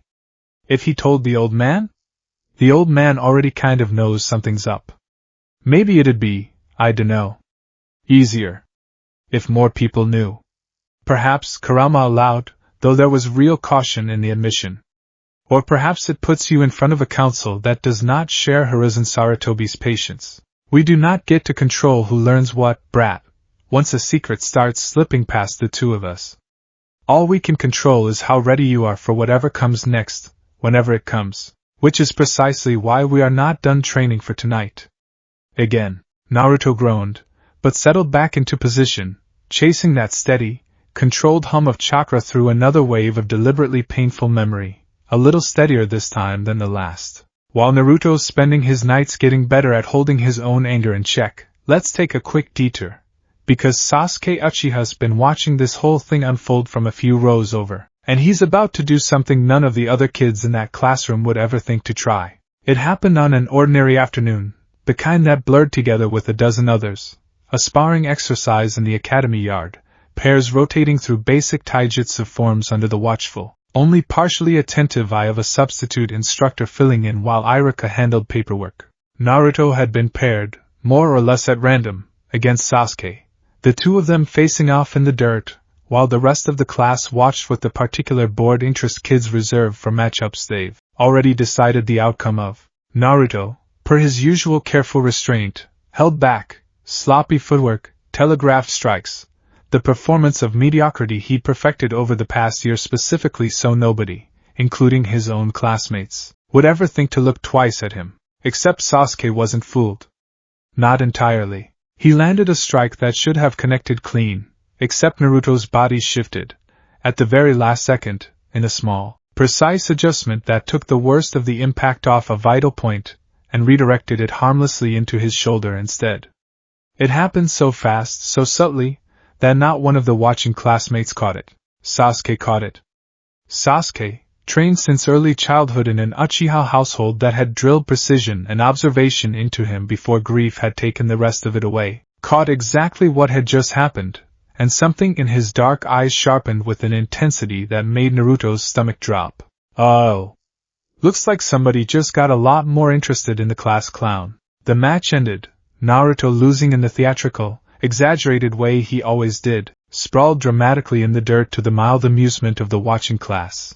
And as everyone drifted off toward the next exercise, Sasuke lingered. "You're faster than you let people think," Sasuke said, quiet, flat, no accusation in it, just a simple, observed fact laid bare between them. Naruto's easy grin faltered for just a fraction of a second before he caught it, forced it back into place. "Nah, I just got lucky. You're way better than me, everyone knows that." Sasuke studied him for a long moment, the particular unsettling scrutiny of a boy who'd spent the last several months learning, through devastating experience, exactly how much people could be hiding behind an ordinary face. "You did that on purpose," Sasuke said. "The shoulder thing. That wasn't luck." "Careful," Kurama's voice cut through, sharp and immediate. "This one is more perceptive than the others, and grief has made him careful in a way most children his age aren't. Deflect, but don't insult his intelligence. He'll only push harder." Naruto hesitated, weighing the warning, weighing the strange, careful intensity in Sasuke's dark eyes, not hostile, exactly, not the way most people who noticed something odd about him tended to react. Just watchful. Curious, in a guarded, wary sort of way. "Maybe I got faster than people think," Naruto said finally, a careful half-truth, the closest he'd come to honesty with anyone outside of Hiruzen and Iruka in over a year. "Doesn't mean I want everyone making a big deal about it. People already look at me weird enough." Something in Sasuke's expression shifted at that, a flicker of understanding that surprised Naruto, coming from a boy whose life looked, on the surface, nothing at all like his own. But grief has a way of teaching people things loneliness teaches too, and Sasuke, in the months since the compound had gone silent, had learned exactly how exhausting it was to have people look at you and see only the worst, most tragic version of your story instead of the person actually standing in front of them. "I won't say anything," Sasuke said finally, and turned to walk away, and then paused, glancing back over his shoulder with something unreadable in his dark eyes. "But I'm going to keep watching. Just so you know." Naruto watched him go, an odd, complicated feeling settling in his chest, not quite fear, not quite relief, something stranger and warmer sitting underneath both. "Interesting," Kurama said, once Sasuke was well out of earshot. "That one carries a weight most children his age shouldn't have to. Be careful with him, Naruto. Grief like that can curdle into something dangerous if it's left untended for too long. I've watched it happen to beings far older and far more powerful than an 8-year-old boy. But it can also, sometimes, find its way towards something better, if the right person happens to be standing nearby when it matters." "You think I'm gonna be that person?" Naruto asked, watching Sasuke's retreating back disappear around the corner of the academy building. I think, Kurama said carefully, that you have an unusual talent for making people who've been thoroughly convinced the world hates them feel, for just a moment, like maybe it doesn't. You did it for me. It would not surprise me at all if you managed it for him too, eventually. Naruto turned that thought over slowly, something warm and unfamiliar settling behind it, and didn't have an answer ready, not yet. That evening, Irika Yumino climbed the steps to the Hokage's tower with a folded report in hand, mind still turning over 2 weeks' worth of small, careful observations he could no longer convince himself added up to nothing. This is the moment things stop being quiet, Lord Hokage. Irika bowed as he entered the office, finding Hiruzen seated behind his desk as always, pipe unlit, a mountain of paperwork surrounding him like the tide surrounding an island. I apologize for the late visit. There's something I need to discuss with you. About Naruto Uzumaki. Hiruzen's expression didn't change, but something in his eyes sharpened with the particular quiet attentiveness of a man who'd been waiting, patiently, for exactly this conversation to eventually arrive. Sit down, Irika, he said, gesturing to the chair across from his desk. Tell me what you've seen, and there it is. 2 weeks of careful watching, one very unlucky schoolyard confrontation, and a perceptive young Uchiha's suspicions all converging on a single evening. The evening Naruto Uzumaki's carefully guarded secret finally reaches an ear with the authority to actually do something about it. What Irika's about to describe is going to force Hiruzen Sarutobi's hand in ways either of them can fully predict. And somewhere across the village, curled up asleep with a demon fox's steady presence humming quietly in the back of his mind, an 8-year-old boy has absolutely no idea that his entire carefully built world is about to change again. Tell me what you've seen, Hiruzen said again, settling back into his chair with the particular stillness of a man bracing himself for something he already half suspected. Irika exhaled slowly, gathering his thoughts. It started small. His reflexes during drills, sharper than they should be, sharper than any of his classmates, honestly sharper than some of the older students. I told myself it was a late bloomer catching up. But 2 weeks ago, there was an incident behind the academy building. 3 older students cornered him, according to witnesses, and I use that term loosely. Considering they're all 8 and 9 years old and clearly frightened, Naruto pushed one of them off with enough force to send him sprawling, and for a moment, his eyes changed color. Hiruzen's expression remained carefully neutral, but his fingers, steepled in front of his face, went very still. Changed how? Amber Irika said. Just for a second. The boys described it, separately, without comparing stories first. I made sure of that. And Naruto himself seemed genuinely frightened afterward. Confused. Like it had happened to him rather than something he'd done on purpose. Now, if you've been paying attention since Chapter 1, you already know exactly what Irika's describing. But Hiruzen doesn't have the full picture yet, just pieces. And pieces, in the hands of a man who's spent his whole career reading between the lines of half-truths, have a way of adding up fast. There's something else, Irika continued, quieter now. One of the Uchiha children, Sasuke, approached me yesterday. Carefully, the way that boy does everything now. He didn't say much, just asked, almost offhand, whether it was normal for someone to move faster than their sparring record suggested they could. I asked him what he meant. He wouldn't elaborate, but it was clear he noticed something about Naruto specifically. Hiruzen was quiet for a long moment, turning the pieces over in his mind, Shizen's report from months ago, his own careful conversation with Naruto in this very office, and now this, a physical incident with a clear amber flicker, witnessed and reported independently by both frightened classmates and a notoriously observant young Uchiha. Thank you, Irika, Hiruzen said finally. You did the right thing bringing this to me directly, rather than to the council or anyone else. Irika hesitated, something uncertain crossing his face. Lord Hokage, is he in danger? Or is he the danger? I don't know what I'm supposed to be worried about here, and I'd like to be able to help him properly, if I can. Good question, Irika. One this whole village has been too afraid to actually answer honestly for 8 years. Hiruzen studied his young instructor for a long moment, the earnestness in his face, the genuine concern underneath the careful professional tone. The particular kind of protectiveness that came from a man who understood loss well enough to recognize when a child was quietly drowning in it. He is not the danger you're imagining, Hiruzen said carefully. I need you to trust me on that for now, and I need you to keep everything you've just told me strictly between the two of us. Can you do that? Of course, Irika said without hesitation. Good, Hiruzen said, and something in his tired eyes softened slightly. And Irika, keep watching him. Not out of suspicion. Out of the same care you've clearly already been showing him. That boy needs more adults like you paying attention to him for the right reasons, not fewer.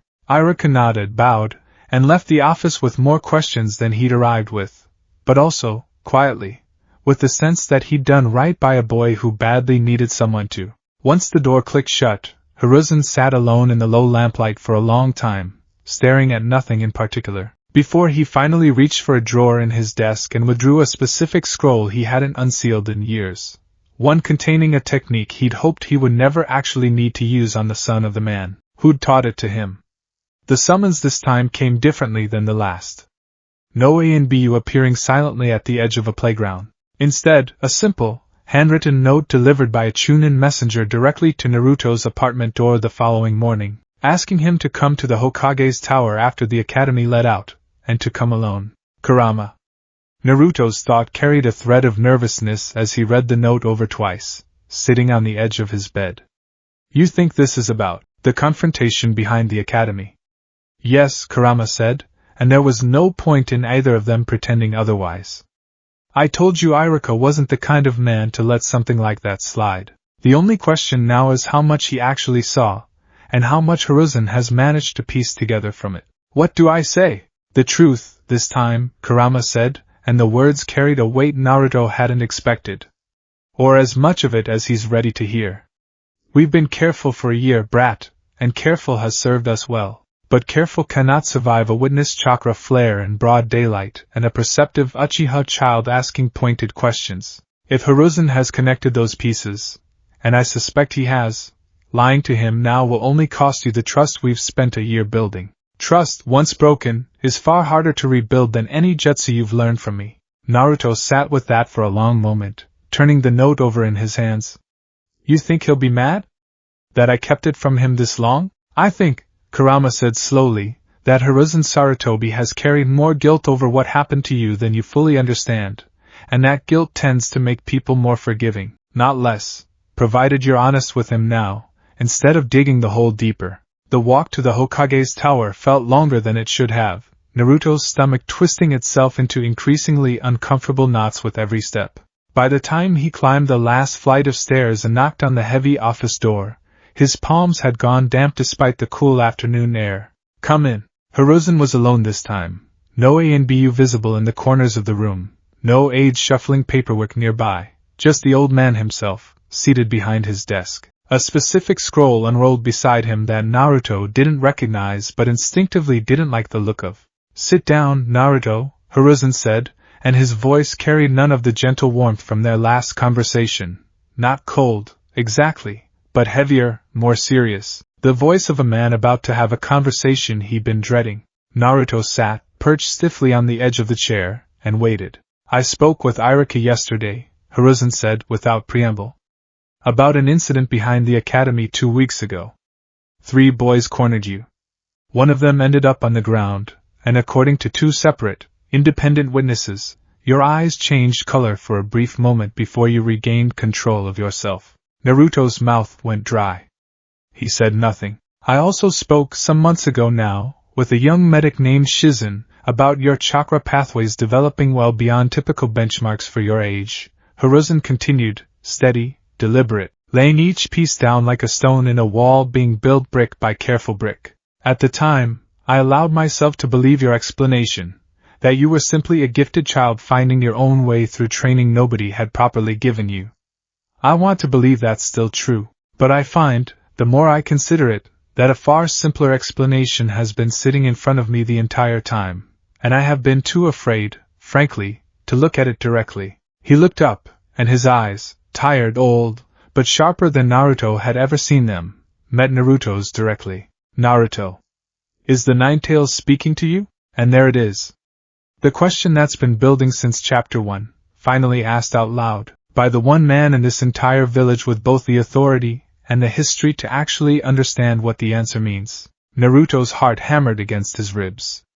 He glanced down at his own hands, gripping the edge of the chair, and felt Kurama's presence settle beside his own thoughts, steady, unhurried. Tell him, Kurama said quietly. All of it. He has earned that much, and we both know it. Naruto took a slow breath, and looked back up at the old man across the desk. Yes, he said, quiet but clear. Since I was 7. The night of the festival, the year everyone was really mad. I got beat up pretty bad, and I ended up in this place, like a sewer, with big pipes and water everywhere, and there was a cage, and he was in it. Kurama. That's what he calls himself. Hiruzen went very still. And he's been teaching you, Hiruzen said slowly, working through the implications even as he spoke them aloud.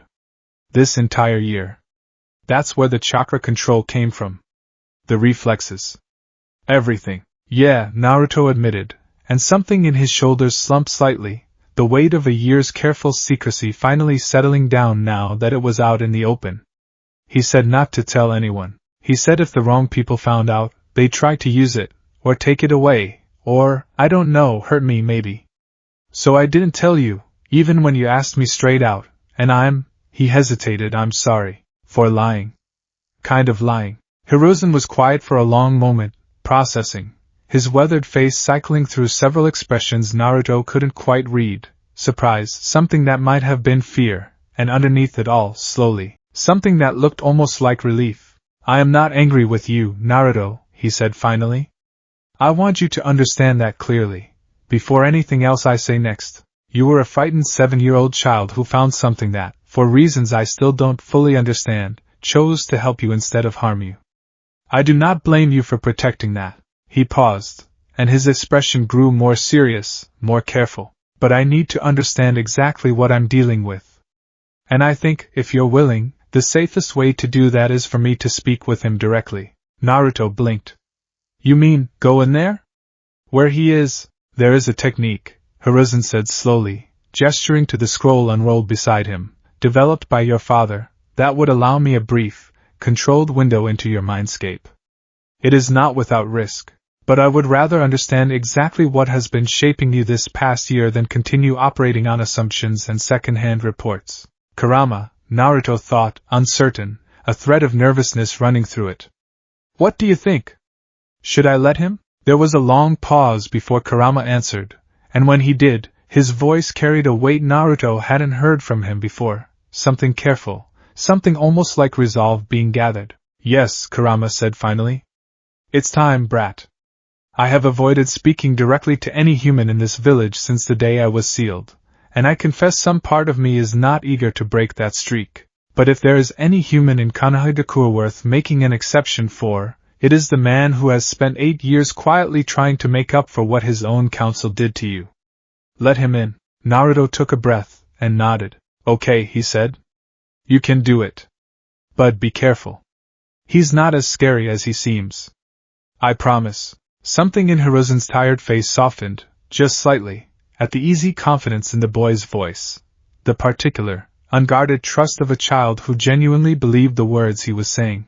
I will keep that in mind, he said, and rose from his desk, moving around to stand beside Naruto's chair. This will feel strange.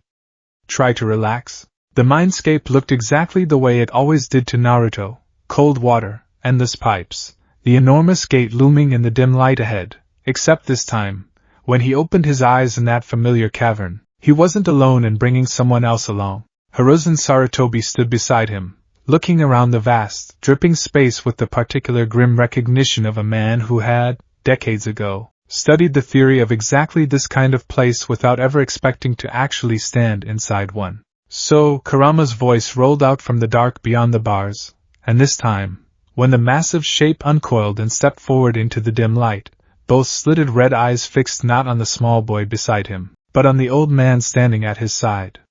The third Hokage himself. I confess I did not expect to be graced with this particular visit for at least a few more years. Hiruzen's posture had gone rigid, the careful stillness of a seasoned shinobi standing in the presence of something that could, with minimal effort, end his life, but his voice, when he spoke, carried none of that fear outwardly. Kurama, he said, and there was something almost formal in the way he said it, an old man extending a courtesy he clearly wasn't certain would be returned. I have wanted this conversation for 8 years, and dreaded it in equal measure. Understandable, Kurama said, and something dry curled under the words.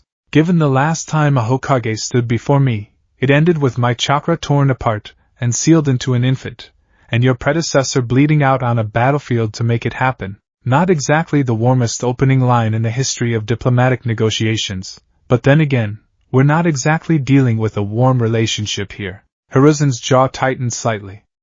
I am aware of the cost of that night better than most anyone still living.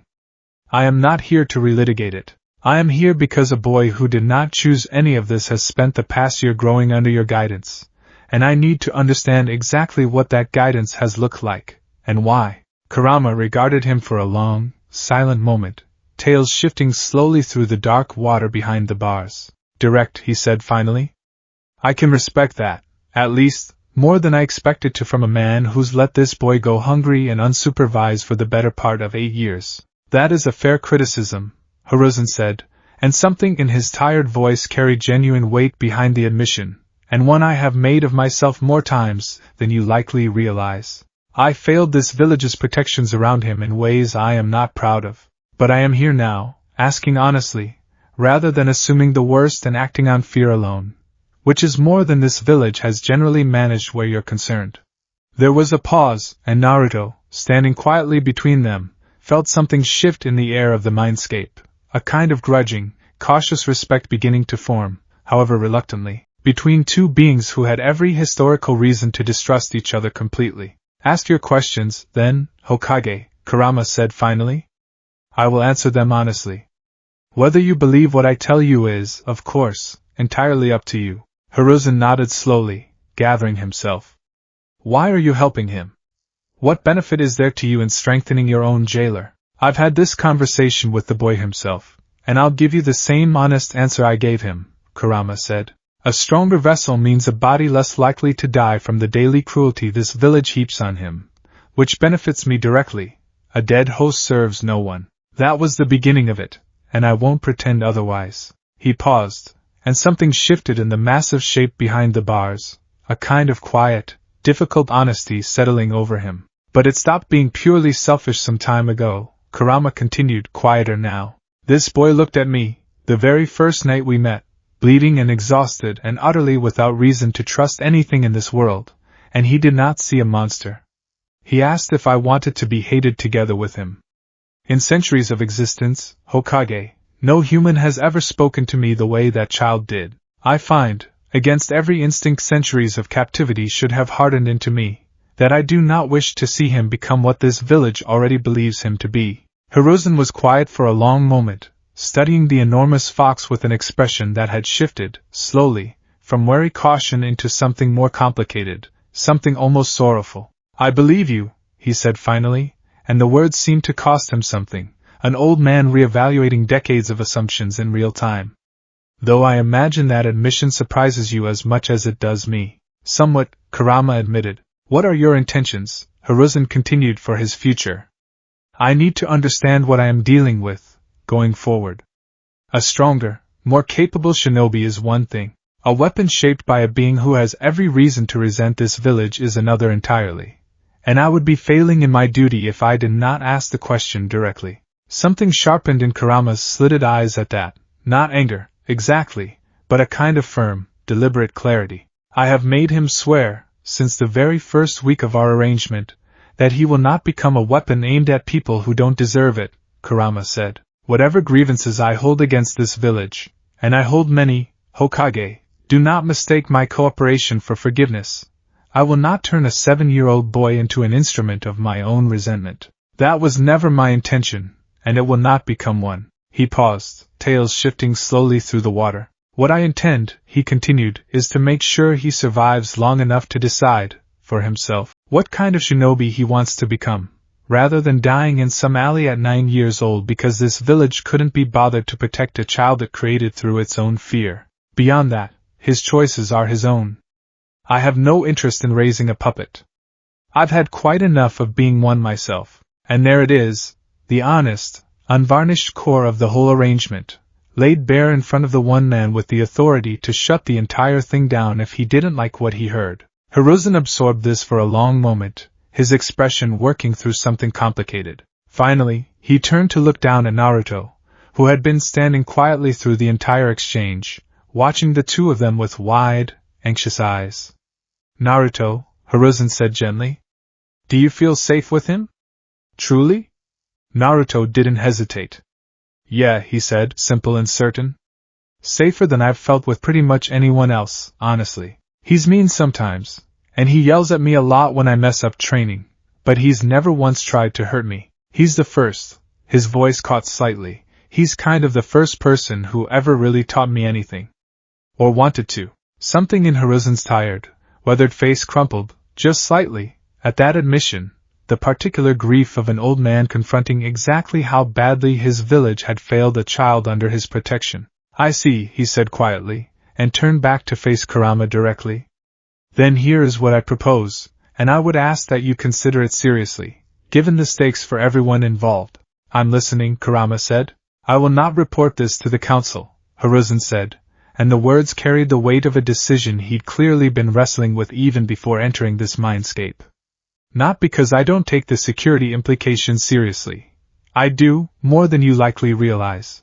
But because I have watched this council's fear override its judgment too many times to trust them with a truth this delicate.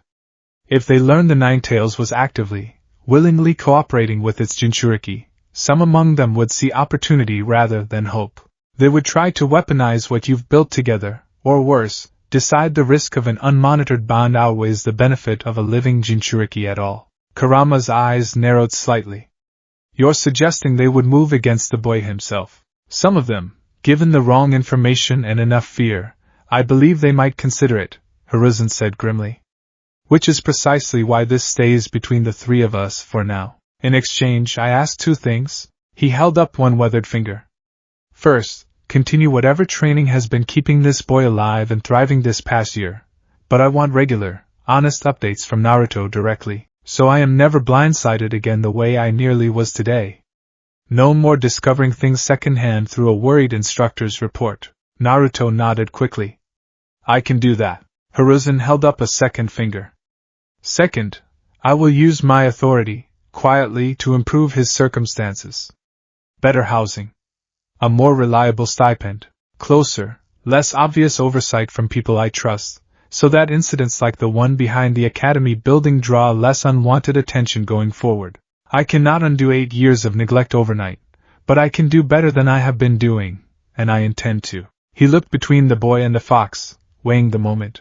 In return, I need your word, Kurama, whatever form that word can take, given our respective positions, that what you build in him will not be turned against this village, however much either of you may resent the way it has treated him. There was a long silence in the cavern, water dripping steadily somewhere in the dark, while Kurama considered the offer with visible, deliberate care. You have my word, Kurama said finally, and something in the weight of the words suggested he understood exactly how much they cost him to give, and exactly how much trust he was extending to a species that had given him very little reason to extend it. Not out of any love for this village, Hokage, do not mistake this for forgiveness, but because I have grown, against every expectation I had of myself, to care what happens to this particular boy. And I will not let my own grievances become the reason his future is taken from him. Hiruzen nodded slowly, something like genuine relief settling into his tired shoulders. Then we have an understanding. We have an understanding, Kurama confirmed. Provisional, and subject to revision if this village gives either of us reason to reconsider it. But an understanding for now. And just like that, in the space of a single tense, careful conversation, the fate of this entire timeline shifts onto an entirely different track. No secret trial. No fear-driven council decision. Just one tired old Hokage, choosing, against every instinct 8 years of guilt might have hardened into him, to trust a 9-year-old boy and the ancient fox sealed inside him. They surfaced back into the waking world a moment later, Hiruzen blinking against the ordinary light of his office. One hand braced briefly against his desk as the disorientation of the technique settled. Naruto watched him carefully, uncertain, until the old man straightened and turned to face him properly. Well, Hiruzen said, and something in his weathered face had shifted, lighter somehow, despite the gravity of everything just discussed. That was certainly not how I expected this conversation to go. Is it? Are we okay? Naruto asked, small and uncertain. You're not gonna tell the council? Or lock me up somewhere, or… No, Hiruzen said firmly, cutting him off. None of that. What I witnessed just now was not the threat I feared it might be. If anything, Naruto, I find myself deeply, quietly relieved. In a village that has given you so little reason to trust anyone, you have somehow found someone, willing to actually look after you, however unlikely the circumstances. He moved back around his desk, settling heavily into his chair, and gestured for Naruto to sit back down as well. I meant what I said in there, Hiruzen continued. About improving your circumstances. Effective immediately. I'm arranging for you to move into better housing, something safer, better maintained, in a part of the village where you'll draw less unwanted attention. Your stipend will increase, and I'll see to it personally that it's delivered reliably, rather than leaving it to chance the way it has been. Naruto's eyes widened. Really? You don't gotta do all that. I do, actually, Hiruzen said, and something in his voice carried real weight now, real regret. I have owed you far more than I've provided for 8 years, Naruto. Consider this a very overdue correction, not a favor. He paused, studying the boy in front of him with an expression that had softened considerably since the beginning of their conversation. I do want you to continue training with him, Hiruzen said. Clearly, whatever the two of you have built together has served you well this past year. But I would ask, gently, and only if you're comfortable with it, that you allow me, occasionally, to check in more directly. Not to interfere, simply so that I understand what you're capable of, and can better protect you if the need ever arises. Naruto nodded slowly. Yeah. I can do that. Good, Hiruzen said, and something almost like a smile touched the corner of his tired mouth. Then I believe that concludes our business for today, unless there's anything else you'd like to discuss. Naruto hesitated then, working up the courage for a question that had been sitting quietly in the back of his mind since the conversation began. Old man, why are you being so nice about this? Everyone else would have freaked out. I thought you might too. Hiruzen was quiet for a long moment, considering the question with the particular gravity of a man who'd spent decades carrying guilt he rarely spoke of out loud. Because I made a promise, 8 years ago, to a man I respected more than almost anyone else in my life, he said finally, quiet and heavy. A promise that his son would be seen as a hero, not a burden. I have failed that promise more often than I've kept it, in ways I regret deeply. What I witnessed today, a bond that, by every right, should never have been possible, built out of nothing but two lonely, hated beings choosing to trust each other anyway, that is the closest this village has come to honoring that promise in 8 years. I will not be the one to tear it down out of fear. Naruto didn't fully understand everything wrapped up in that answer. The weight of a promise made to a father he'd never known. The guilt of a man who carried far more responsibility for the village's failures than he ever let show. But he understood enough. Enough to feel, sitting there in that quiet office with afternoon light slanting through the windows, that for the first time since this whole strange, secret year had begun, he wasn't quite so alone in carrying it. Thanks, old man, he said quietly. Go home, Naruto, Hiruzen said, something warm and tired and genuine in his voice. Get some rest. And come back and see me soon, not just when something's gone wrong. I'd like that if you're willing. Naruto grinned, a real one, wide and unguarded, nothing like the careful performance he'd worn for most of the past year in front of anyone who wasn't Kurama. Yeah, he said. I will. And just like that, the secret that's been quietly shaping this entire story finally reaches the one person capable of either protecting it or destroying it, and against every fear either Naruto or Kurama carried into that office, it turns out to be the beginning of something neither of them expected. A Hokage who chooses trust over fear, a village that, for the first time in 8 years, might actually start protecting the boy it created through its own worst mistake. But don't get too comfortable. Because trust from the Hokage doesn't mean the rest of this village, or the darker corners of its shinobi hierarchy, are anywhere near as forgiving. Somewhere in the shadows of Konoha, there are people who make it their business to know things they shouldn't, and an unusually gifted jinchūriki with a suspiciously cooperative tenant is exactly the kind of anomaly that draws their attention.